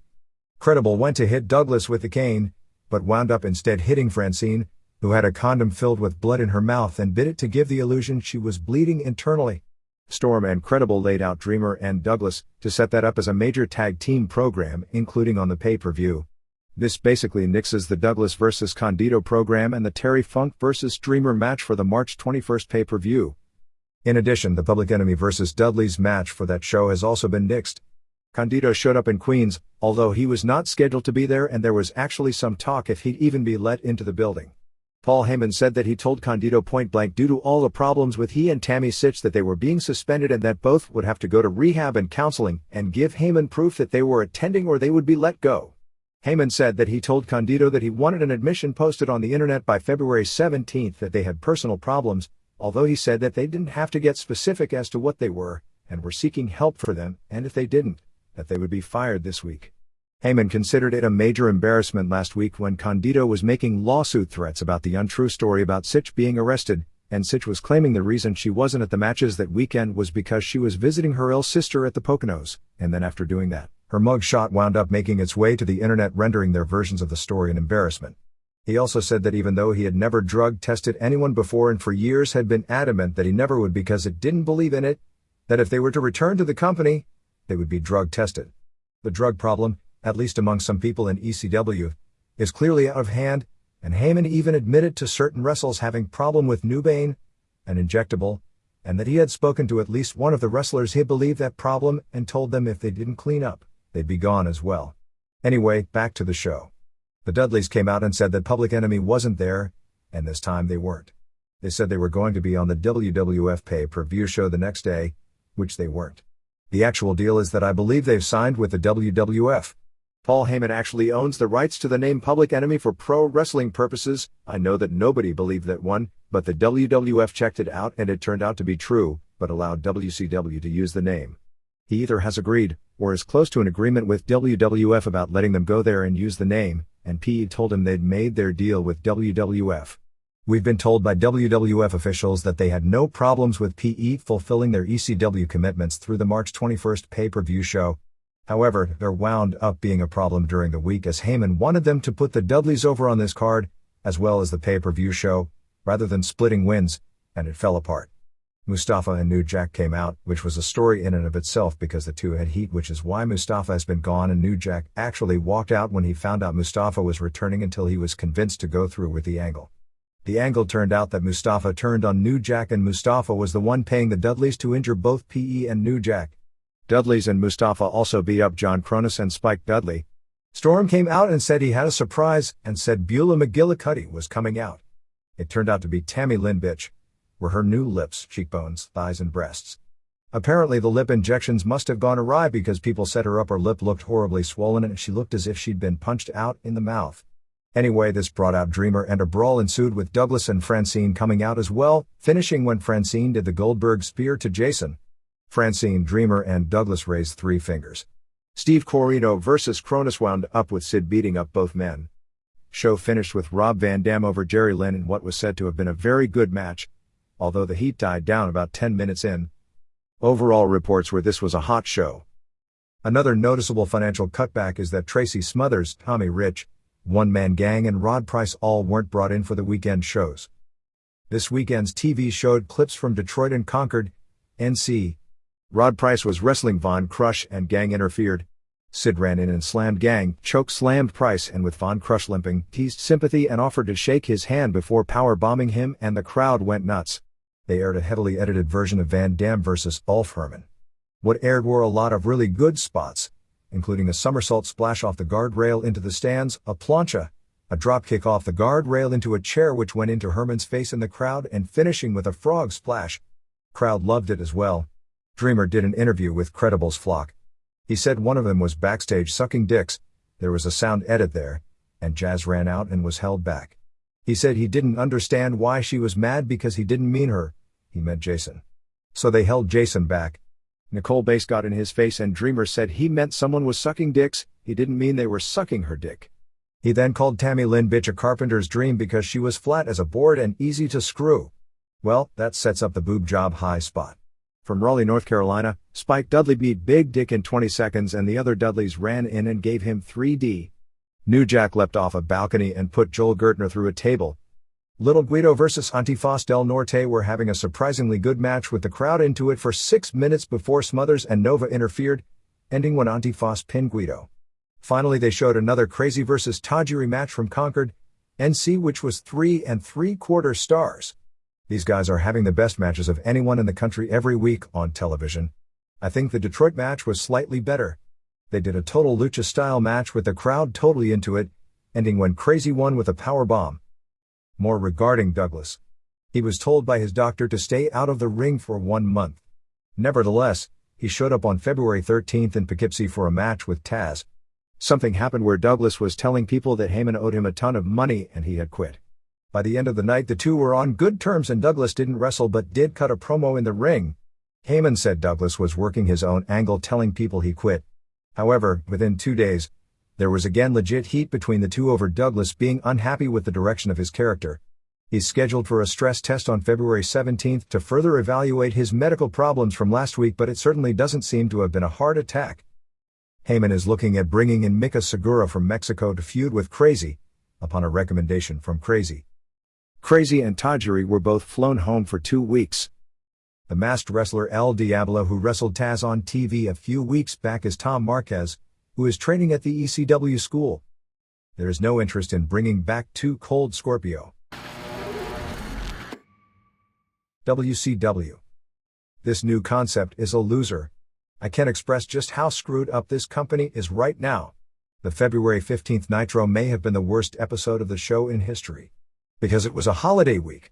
We don't have the ratings at press time, but you can bet it's something like 6.0 to 3.9 or some record-setting margin. In reality, probably not quite that bad, because you couldn't have more of a gap between not only the quality of the two shows, but how hot the respective companies are. Remember when Eric Bischoff made that statement about Tuesdays not being any fun anymore? This was the first week in years where I didn't even have any curiosity about the ratings, because there's always something every week to learn because of the constantly changing tastes of the public and the constantly changing products. There's nothing to learn this week. It's a blowout.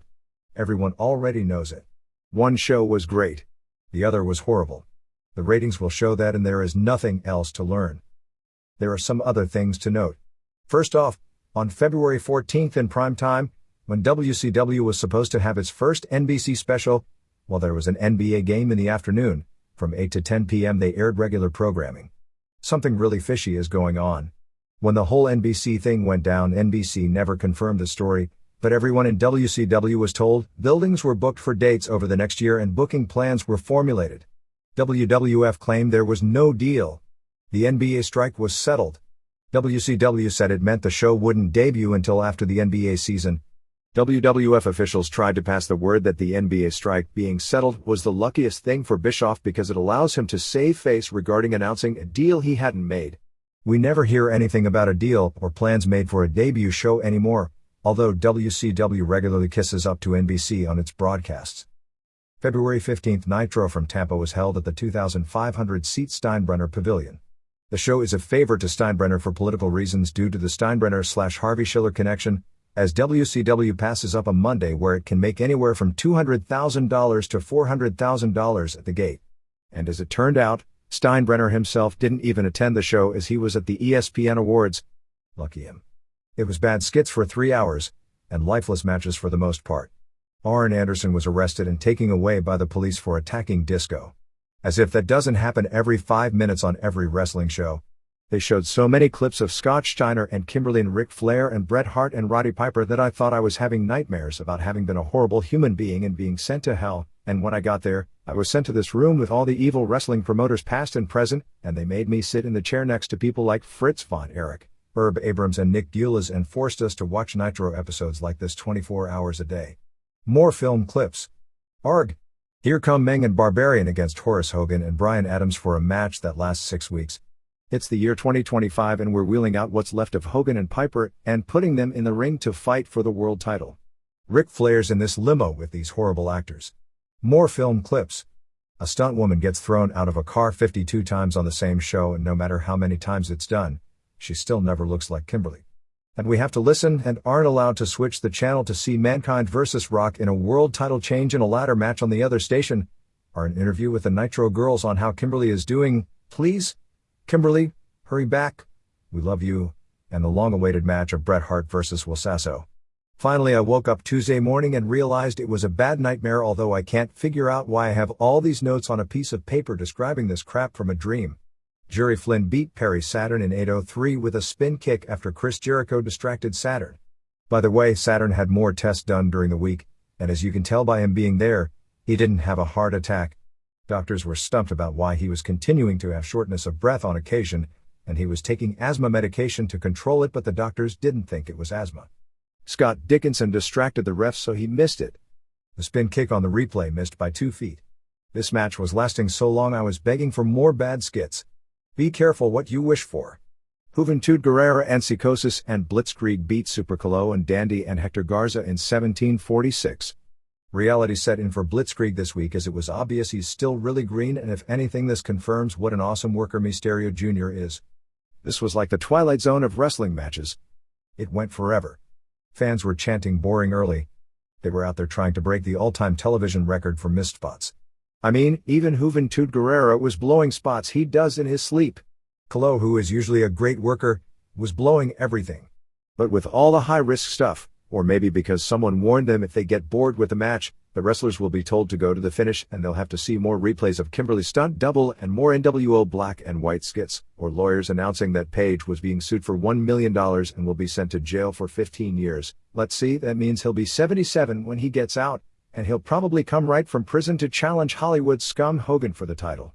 Crowd was going nuts for guys that nobody has any reason to care about who were risking their lives to have this terrible match, so someone must have issued some sort of a vile threat. Finish was spectacular with Blitzkrieg doing some nice gymnastic spots on Calo, finishing with a sky twister press. More on Blitzkrieg. His actual name is Jeremiah Ross, Jay is his nickname. He's 22, not 23, and he's from Huntington Beach, not Fullerton. He's wrestled in the past in Japan with both Pro Wrestling Crusaders and Pro Wrestling Fujiwara Gumi and worked the Dick Murdoch Memorial Show for the latter group. He also has never competed as a gymnast before. Then all the NWO guys, wearing masks, beat up Flair in the most horrible-looking fight scene in the history of television. It should been titled A Bunch of White Boy Jabronis Try to Do a Bad Kung Fu Theater. The fight scenes were so bad-looking I was expecting these bad audio dubs where the guy is speaking one language and you hear it in English where the sound doesn't match the lips. They taped it the day before and actually edited in close-ups of the lame punches missing rather than go with the almost as bad long shots where at least the punches didn't look bad. Flair had his eye jabbed out with a stick. Somehow through all this, he didn't have any bruises or cuts. They beat up Flair for like 12 minutes straight. Flair threw the single worst punch of his career on Hogan. Hogan punched him something like 400 times. Every punch looked terrible, too. It was being filmed by a helicopter with a spotlight. I know WCW is making a mint because wrestling is so hot, but I'll bet if someone with common sense was running the division, they could easily save $30 million of wasted money on production and helicopters for skits that result in 1 million people hitting their remote to switch to another channel. Somewhere in all this, the hot blonde, Tori Wilson, a fitness competitor who was 1998 Miss Galaxy and host of Hard Bodies on Fit TV, who somewhere in another life met Paige and Kimberly while filming an ESPN fitness show that Kimberly guested on, did a bunch of skits wrapped in a towel that went nowhere. To her credit, she sure can deliver lines better than the women in the WWF, and she's better looking as well. Since nobody knows what she's doing, I'll do bad speculation. The internet rumor is she's seducing David Flair. That's a waste. The other story is it has something to do with Scott Steiner, which makes sense in that he was never around when all the NWO guys were beating up Flair and doing bad interviews. It'll probably come out that Paige is cheating on Kimberly while she's in the hospital and it was a setup by Steiner. You know, Scott can be the Inquirer. Paige can be Frank Gifford. Can't get more topical than that. How's that for useless speculation that's almost assuredly 100% false? Chris Benoit and Dean Malenko have to win 5 matches this week. So first they beat David Taylor and David Finlay in 14:29 when Malenko used the cloverleaf on Taylor. Match was fine, but you can see these guys don't have the spark in their work they had even a few months ago and that you can see on the other show even though their work is more solid. And they showed a bunch of clips that they'd already shown 20 times with Kimberly and Bret Hart. Hart beat Will Sasso of Mad TV with the sharpshooter in 3:40. Sasso was accompanied by Deborah Wilson of the Mad TV cast. Here's the story on this. WCW had promised Mad TV an angle where Bret would wrestle Will Sasso on the Monday after they'd do a skit on a Saturday theoretically for cross-promotion in a tag match with Sasso and Piper versus Hart and Bischoff. Then there was a booking change and the new people in charge didn't want some guy they had never heard of and probably nobody else had either being a celebrity guest, not to mention Hart isn't exactly on the favorites list of these bookers and they wanted the belt off him ASAP. So they did the angle last week where Sasso cost Hart the title as a grudging way to fulfill the commitment and put Sasso on Nitro. Then Mad TV was complaining and I don't know if they had the deal in writing or what, but it turned into a major heated issue and WCW was sort of forced to have this match on Nitro this week. It wasn't as bad as you'd think. Sasso was really good for a celebrity. Hart did a good job. Sasso didn't fall off a cage, but he did better than most celebs in the ring and blew away, and I mean blew away bad, Shane McMahon in the ring on the opposite channel. Wilson turned on her castmate and hit him with some of the lamest chair shots you'll ever see. Well, that wasn't good. Hart, who never sold a thing, nor should he have, used the sharpshooter for the win. Wilson and Hart celebrated together. Hart and her as a regular pairing would have good hill charisma because she's really attractive, which all the women in wrestling have to be, but as a real-life actress, she's got far more presence in front of a crowd than most. But never, ever, let her near a chair again. Hogan challenged Flair to a match. The announcers didn't know Flair was beaten to death. See, we at home see everything going on, but those lame-ass announcers, who have been castrated badly enough to be complete fools, now only know what's going on during the matches. Who comes up with this at the meetings? Hey Eric, I've got this great concept that's going to beat Vince in the ratings. Every week we'll make the announcers more and more ignorant. People will tune in like crazy when their friends at work say, "Hey, I watched Nitro last night. I didn't watch that lame-ass Raw with the ladder match and the storylines that make sense. I watched Nitro with the announcers who had no idea what was going on in all those horrible skits. I saw this guy drive a half-dead Ric Flair in his turnip truck to the building except his truck overheated. And those announcers, they didn't even know where Ric Flair was. But I did. I'm so smart. They're so dumb. We should all watch Nitro because then we can be smarter than those dumb announcers." Piper came out instead and they had a negative star match for the only real world title in wrestling, which dates back to 1905, when Hogan and Piper had their first singles match. I think that one ended in an NWO run-in. This ended in 5:42 when the entire NWO interfered and Hall zapped Piper with a taser. Who would have ever guessed? The match was so bad, when you look up Mercy Killing in the internet encyclopedias of the future, they'll show a tape of this match and at the 5:42 mark, when the run-in starts, they'll tell kids around the world, that's what Mercy Killing is. Hall put on Piper's kilt and pranced around. That was actually really funny.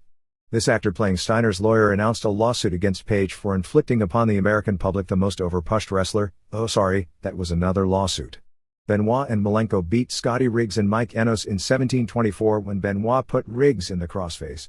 This was really good, but by this point, It was obvious nothing in the ring counts anymore, and only the dweebs in the promotion actually go in the ring and have wrestling matches, so why should anyone care? Enos had been teaming with Bobby Duncombe Jr. in the tournament. When Shivani announced the match early in the show, 10A said that it was Enos and Duncombe, not Enos and Riggs, as was on the format sheet, being that he's the only person in America who gives a rat's ass about this tag team tournament where Enos' partner had been Duncombe. Joke's on him for paying attention. Don't think Shivani wasn't laughing about it on the air too. Somewhere during the show they announced that something happened before the show with Luger and Mysterio Jr. and Mysterio Jr. was injured and couldn't wrestle on the show. Let's see. Luger's got a legit injury and needs surgery, so we'll run this Phantom angle. Where he injures Mysterio Jr. makes sense to me. Well, I guess it has to, since Luger has to get injured on Thunder to explain him all taped up in Oakland. Michael Buffer came out for absolutely no reason. See, he was there to announce the main event. But get this, there was no main event. Get that lame pretty boy out of the ring and back to ring announcing losers like De La Hoya, who had a match over the weekend that people will be talking about for the next 30 years. Hogan challenged Flair again.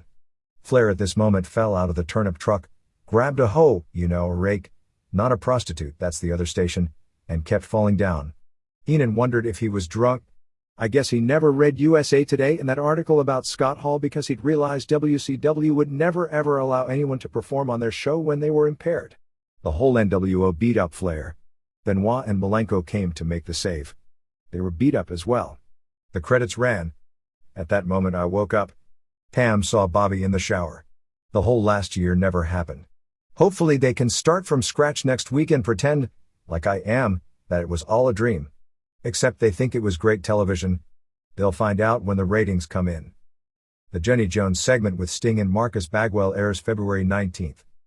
Correction from England: ratings on January 22nd. Raw did 400,000 viewers, not 240,000, so Raw beat Nitro, which did 300,000 head-to-head. On January 29th the margin was Raw with 370,000 and Nitro with 180,000. The prime-time next-day replay of the Royal Rumble, which aired live at 1 a.m. the previous night, on January 18th, did 390,000 viewers. Saturn will be doing Marilyn Manson gimmick, which I guess leaves Vampiro. Remember him? I didn't think so. I think he's with Sandman and Mikey Whipwreck collecting their $2,500 to $4,000 per week while waiting for someone to come up with an idea on how to use them months after they were put under contract. Remember them? I didn't think so either. Who was scheduled to use that exact gimmick, out in the cold. On Thunder, they had the simple-minded semi-retarded Japanese with his English-Japanese dictionary, Kaz Hayashi, being swindled into spending tons of body to buy Glacier's failed gimmick, including his fake eye, which allows Ray Lloyd to do a new gimmick that also won't get over. The whole Telemundo situation has changed greatly over the last week. Apparently Sharon Saidello has put together a deal with WCW. There was a verbal agreement to provide them with programming. After the first Telemundo taping, David Crockett, Craig Leathers and Annette Yother convinced Eric Bischoff that it was terrible and they shouldn't do it anymore. From talking to people who have seen a tape of the show, the matches themselves were good, not all, but most. The audience, which was mainly not Hispanic, was surprisingly hot for the first hour. But since every match was trios, it wasn't a Mexican audience, and after seeing one match after another with the same style, the crowd died for the second and third hour of the tapings, particularly since it was promoted as a WCW show, so the fans started wanting to see Goldberg and the like. Anyway, the project was totally dropped after Bischoff had given it the green light to be top priority 1 week earlier. Telemundo then threatened a lawsuit, saying they had cleared a prime-time spot for it and had been given a 16-week commitment.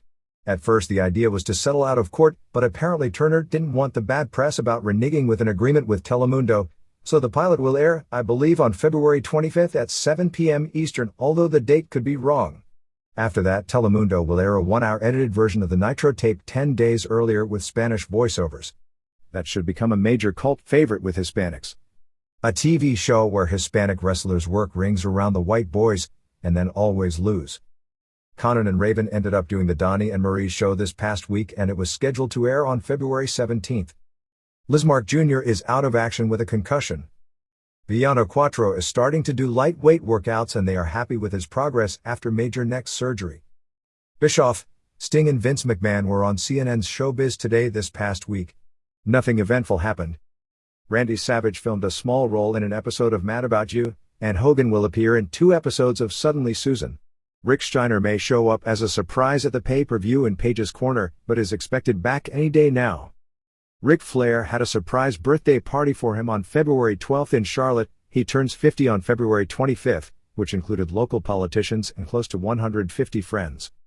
Kevin Green was arrested this past week for assault and impersonating a police officer.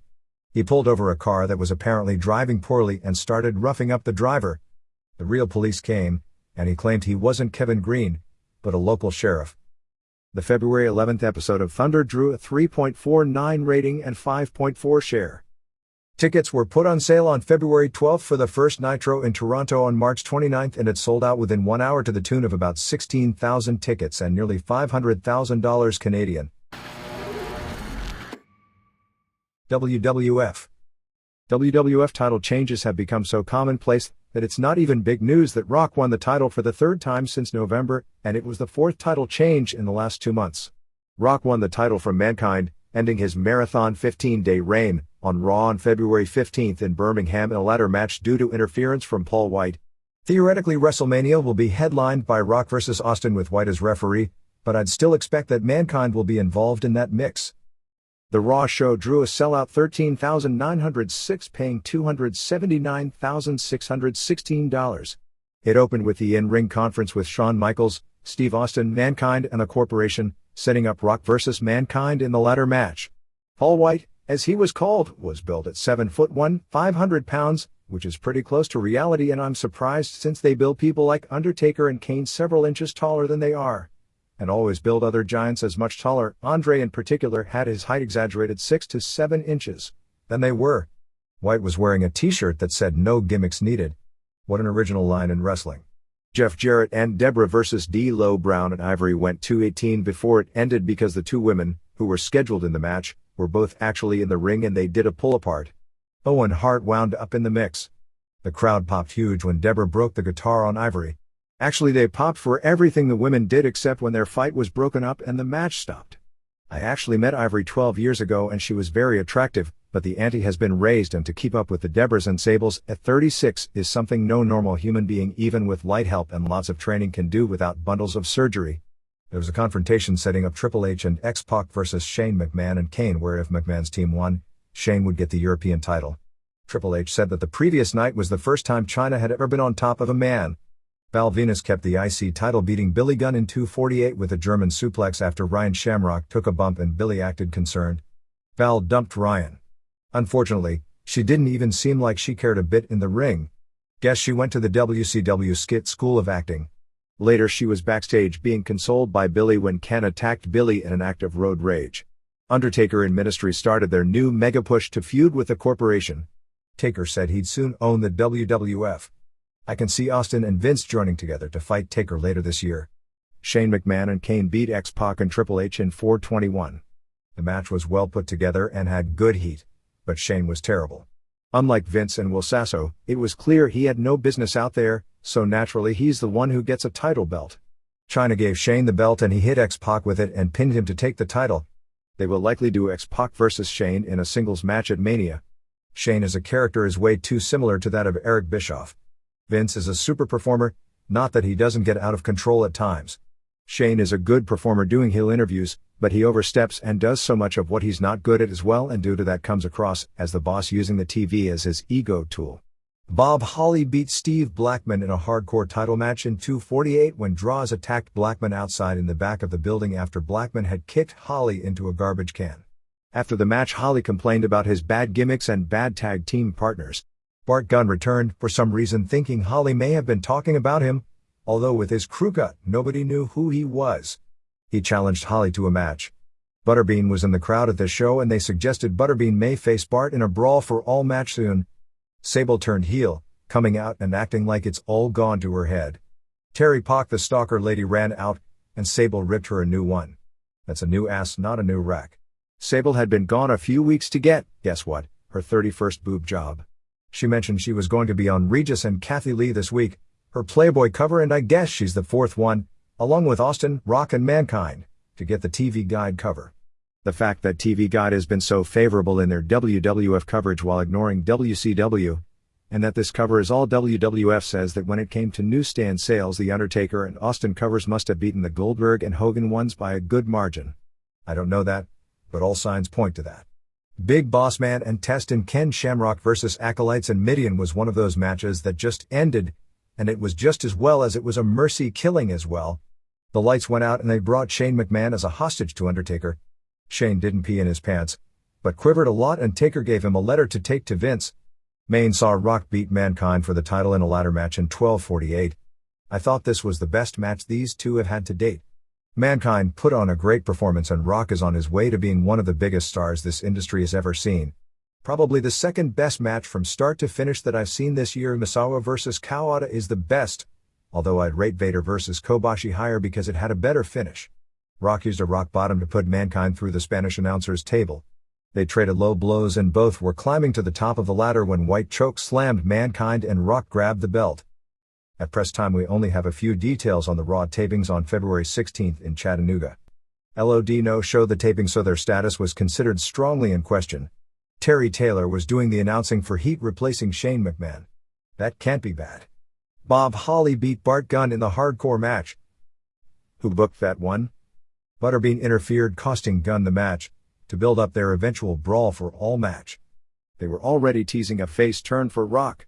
Public Enemy debuted and began a feud with Gangrel and Edge and maybe Owen Hart and Jeff Jarrett, doing the gimmick of putting everyone through tables. Shane McMahon kept the European title, beating Gillberg. Just hope it was real short. Don't know if he won the light heavyweight title, but he might as well have. Mankind will be doing a Chef Boyardee commercial. Scorpio was fired. He'd been in and out of hot water since he started with the company. At the 1997 WrestleMania, he had a domestic dispute at the hotel which resulted in the police being called, and it was something of a black eye for the WWF since everyone and their families comes to Mania. In addition, while he does well in the most underrated category in all polls, it's one I disagree with because people are thinking about the wrestler from 1995 who wasn't being pushed in 1997 and 1998, and not the 1997 and 1998 version who did nothing in the ring except on very sporadic occasions to indicate he deserved a push. Anyway, he was a major letdown, and when he missed a show with no valid reason in Colorado Springs a few weeks back, it was no surprise he was let go. The latest from Winnipeg. The WWF has offered to send wrestlers to Winnipeg schools in May. School board chairwoman Lori Johnson said Winnipeg 1 trustees are unlikely to let that happen. The WWF's Toronto office faxed Don Teal, the president of the Winnipeg Teachers Association, a letter which said the wrestlers would tell kids to exercise, stay in school and avoid drugs. Didn't Vince himself say the era of wrestlers doing that is definitely passé? They were to tell children that it's inappropriate to use the language and hand gestures the wrestlers use on television to parents, teachers and other students. But Teal said the letter didn't say the WWF would clean up the behavior of the wrestlers on television, nor did it address the Teachers Association's request to WWF and TSN to move the show to a much later in the evening time slot. Johnson said she looked for anything in the letter where the WWF would admit what they are doing is inappropriate for viewing by 8-year-olds and didn't see anything. The Inside Edition crew filmed segments with Johnson and an elementary school principal in the area. On February 10th, at a different grade school, Lord Selkirk School, letters were sent home by administrators to all parents by Principal Susan Yee Wickler that the school has been declared a wrestling-free zone. Wickler said teachers have reported to her an alarming increase in play fights and sexist comments at recess, resulting in a tripling of recess suspensions. Children wearing wrestling t-shirts will be asked to turn them inside out. All wrestling magazines and toys will be taken by teachers and returned at the end of school. The Winnipeg Sun, which a few weeks ago did a poll on whether Raw should be moved to a later time slot, and callers voted heavily that it should not, in a poll this past week, had 59% agreeing that pro wrestling is a bad influence on elementary school students. WWF The Music Volume 3 was legitimately number 15 on the Billboard charts this past week with 71,305 sales. Another CD called Slammin' Wrestling Hits, which is a compilation of WWF and WCW entrance music, was up to number 111, which is really good for a gimmick CD as well. Most of the previous WWF CDs have never gotten that high, usually peaking in the 175 range, and the ECW one never came close, with 11,377 buys. Legal action has already started on this one. Titan Sports and Cherry Lane Music Publishing, which puts out the WWF CD, sent a cease and desist license or file a notice of intention to obtain a license for the tracks. They asked Scimitar to case manufacture and sale of the album and destruction of all existing copies. Paul Bearer will be Grand Marshal in a parade in his hometown of Mobile, Alabama with a WWF-sponsored float. Inside Edition will be running a piece probably similar, but probably with far more detail, than the NBC piece on February 24th. Victor Quiñones promoted 2 shows with WWF wrestlers on February 11th in Carolina, Puerto Rico and February 12th in Ponce. On the tour from WWF were Val Venus, Al Snow, Bulldust, LOD, DOA, Edge, Gangrel, Luna, Jacqueline along with Super Astro stars El Hijo del Santo, Miguel Perez, Jesus Castillo and Armando Fernandez plus Taka Michinoku and Dick Togo from Japan. All I heard was the first night was in a 5,000-seat building and it didn't come close to selling out. The next tour will be May, with Undertaker and possibly Austin, so those events will sell out any building in that country. 2 corrections. In the results for February 7th in Madison Square Garden, the main event was a tag match with Austin and Mankind over Rock and Bossman, and not Austin beating the other 3 in a 4-way. On the Toronto Raw, which was a weak show overall, draws attacked Kevin Kelly and not Michael Cole as reported. The Gallagher show on TSN, which seemed to have WWF talent on it every week, was cancelled by the network. That's the show that Sable and Chyna had their verbal skirmish. Forbes magazine will be doing another story about how much money wrestling produces and the income of the top stars. It's going to be interesting to see how it's reported. Austin, whose income has been listed everywhere at $2 million, claimed in the story he was earning between $5 million and $10 million. When Bischoff heard those figures, he told Forbes that they'd be laughing stocks if they printed that figure as accurate, but then claimed that Giant told him he was offered $3 million per year for 5 years. As the story goes, when Giant told Bischoff that, he offered to drive him to Connecticut himself. Titan had been claiming until recent weeks that it was a $500 million per year company, while WCW was using a more reasonable $200 million figure in all the media stories. WCW then stopped giving a figure because they looked so minor league next to what WWF claimed with their figure, and since they aren't a privately owned company, they can't lie publicly about their revenues without getting caught. In recent weeks, WWF has stopped giving a figure as well. Everyone everywhere has talked about it being a multi-billion-dollar business to give credibility to covering it. Anyway, since this story has to do with income of wrestlers as compared with those in other sports, Titan is now giving a more realistic $210 million per year figure of its actual gross, claiming 15% goes to talent, as opposed to percentages closer to 55% in real sports, but the mentality is far different. Athletes in other sports expect to earn big money because they grew up with that drummed into their head from childhood. Whereas a lot of wrestlers in WWF and WCW didn't grow up with that mentality and think they're very happy and lucky to be making what they are making because they don't compare their incomes with that of other athletes in a similar position but with average people not in the entertainment business. They are the luckiest people in the world earning what they do, which would be $32.5 million, which if that's accurate means the average wrestler in WWF should earn $500,000 this year, which doesn't sound accurate. That would mean the total WWF payroll is only slightly lower than that of WCW, $36 million, and WCW has far more wrestlers under contract, which means if this is true, most guys in WWF should be earning way more than the guys in WCW, which means WWF should have no reason to not outbid WCW for every free agent worth of crap, which means, well, once you start down the path of making things up, it doesn't mean a damn thing. In a recent Super Astros result we had listed Papi Chulo teaming with Mr. Aguila, which made no sense since they were the same person, but it was actually Pantera under the mask who teamed with Papi Chulo. The only regular house show of the week was February 13th in Sunrise, Florida at the NCR Center with 16,724, 900 shy of a sellout, paying $424,009. Merchandise for Sunrise and Birmingham totaled $192,620 or $6.29 per head. The Reader's Pages. Baba. On January 31st, in a match that was more an example of stunt work than wrestling, Mick Foley won what is left of the linear world title by pinning Rocky Maivia with the use of a forklift. In February 1963, I attended my first major wrestling card. I was drawn to the show by a main event consisting of the WWA World Heavyweight Champion, a masked villain called the Destroyer, undefeated up until 2 weeks earlier, and the challenger, Shohei Baba, a 7-foot giant from Japan, who had easily won their previous match via DQ and was promising to use his almost super strength to rip the mask off the champion. For 40 minutes, in the only match I'd ever give 5 stars to, Baba chased the Destroyer around the ring with the camp somehow escaping every trap. Then, just as the title appeared to be slipping away, the Destroyer tackled Baba coming off the ropes and pinned the Japanese giant. The heated arena became dead silent, as if a vacuum had sucked every bit of noise from the building. Slowly a few moans were heard, followed by a few muffled laughs. Then, as the Destroyer strutted around the ring pointing to his brain, the boos returned. From that day forward, the champion would be known as the sensational intelligent Destroyer. Stuck in crammed parking lot, I remember the crowd talking about how the man they had booed for 40 minutes had tricked the giant. I think about that moment a lot. It was then I realized what a great arm form this wrestling game was. Just 2 men in one ring to draw and entertain so many. From that moment forward, no criticism, ridicule or group pressure could change the fact that I loved the sport.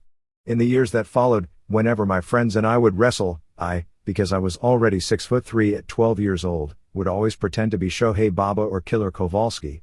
That night at the Olympic Auditorium never left my mind. Every time I went to the matches, I hoped to experience the same level of excitement. Even though it had moments, it never reached that level again. Still, I went every chance I got. I went to other sporting events to watch greats like Sandy Koufax, Elgin Baylor, and Jerry West. But my true sports idols were always the Destroyer, Baba, and Lou Thesz.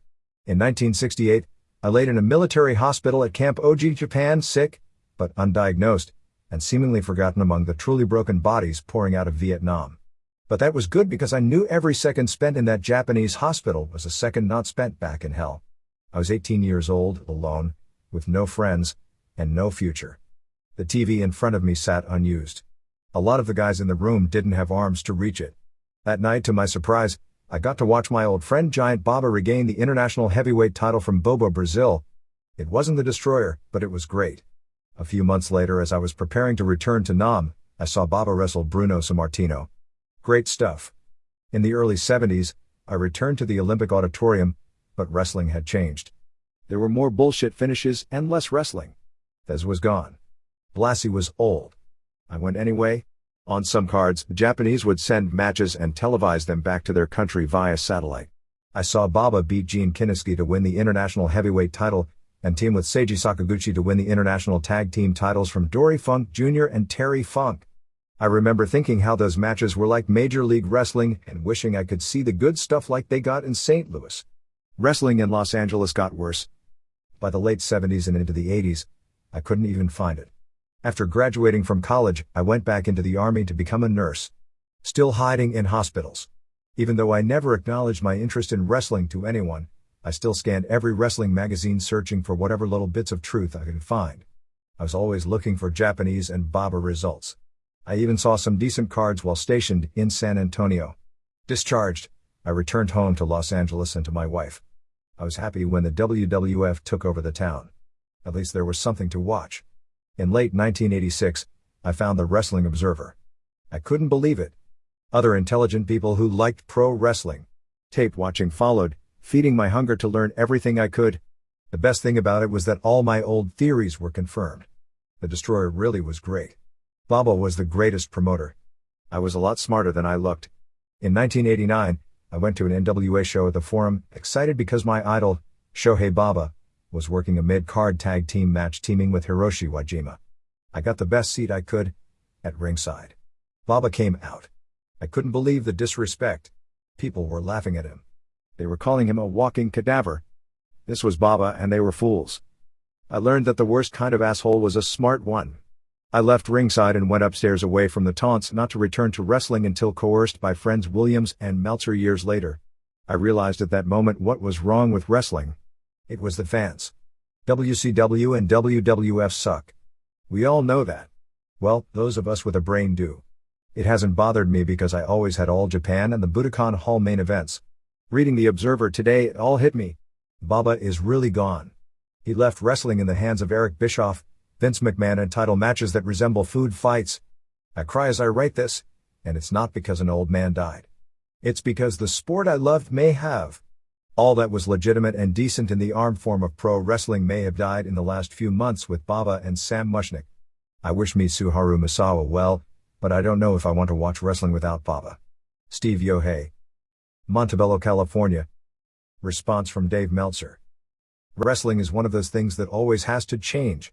Sometimes the change is for the better and sometimes it isn't. There have been parts of the art form lost and parts gained with these changes. There are things that suck about the present product, just as there are things that sucked about the past. There are so many different forms of pro wrestling out there now that there should be something out there for every taste of someone that wants to be a pro wrestling fan. The pieces of Sam Mushnick and Giant Baba were well researched and offered some good insight into the legacy of both figureheads. When talking about the war between New Japan and All Japan years ago when they were being run by Antonio Inoki and Giant Baba, it gave me an image of what is now occurring in the States with Vince McMahon and Eric Bischoff. What was also interesting is of the four, Baba was the only one who managed to control his ego. I can safely say Bischoff and McMahon have failed in this regard on certain occasions. Do you think with the passing of Baba, All Japan will change its ideology about using straight finishes as the company goes into the 21st century without its founder? David Taylor. Cardiff, South Wales. Response from Dave Meltzer. There's no way of knowing, but I think it would be very hard right now for All Japan to do a gimmicked finish without people taking it as almost a slap in the face of a deceased legend, and politically I can't see that happening anytime soon. The Baba obituary was emotional. I've only finally started watching All Japan, and have had to change my definition of what great wrestling is. This is a down period. Michael Roper. Columbia, South Carolina. Austin. Your obituary on Shohei Baba was very well done, as was the issue on Sam Mushnick. They both educated me greatly about two of wrestling's most important figures. The two articles would make fine additions to a second tributes book. Their passings were unfortunate, but provide an opportunity for those who don't know to learn about their legacies. I have to take issue with Taka Kurosaka's opinions on Steve Austin. Hands down, he was the most important and influential wrestler in the world last year. His work rate was great, also. Remember, this is a guy who is lucky to be walking. I think Mr. Kurosaka has his categories mixed up. He seems to mistake the criteria of most outstanding wrestler to that of wrestler of the year. This will be the third straight year I'll be attending Super Brawl, and apparently the second straight I'll see a great luchador unmasked. I hope Rey Mysterio Jr. is getting a nice sum of cash for unmasking. I just can't help but think this is a bad move for both him and WCW. I've seen him without his mask and I think he's going to lose a lot of the charisma he has come next week. If Nash is really wanting to take care of him, then Elizabeth come Monday should look like Austin and Goldberg. Billatani. Cupertino, California. Wrestling Observer Newsletter, February 22, 1999. Post Office Box 1228 U.S. Postage paid. Campbell, California 95009-1228 Permit number 5634. San Jose, California. This is the end of this program. Thanks for watching.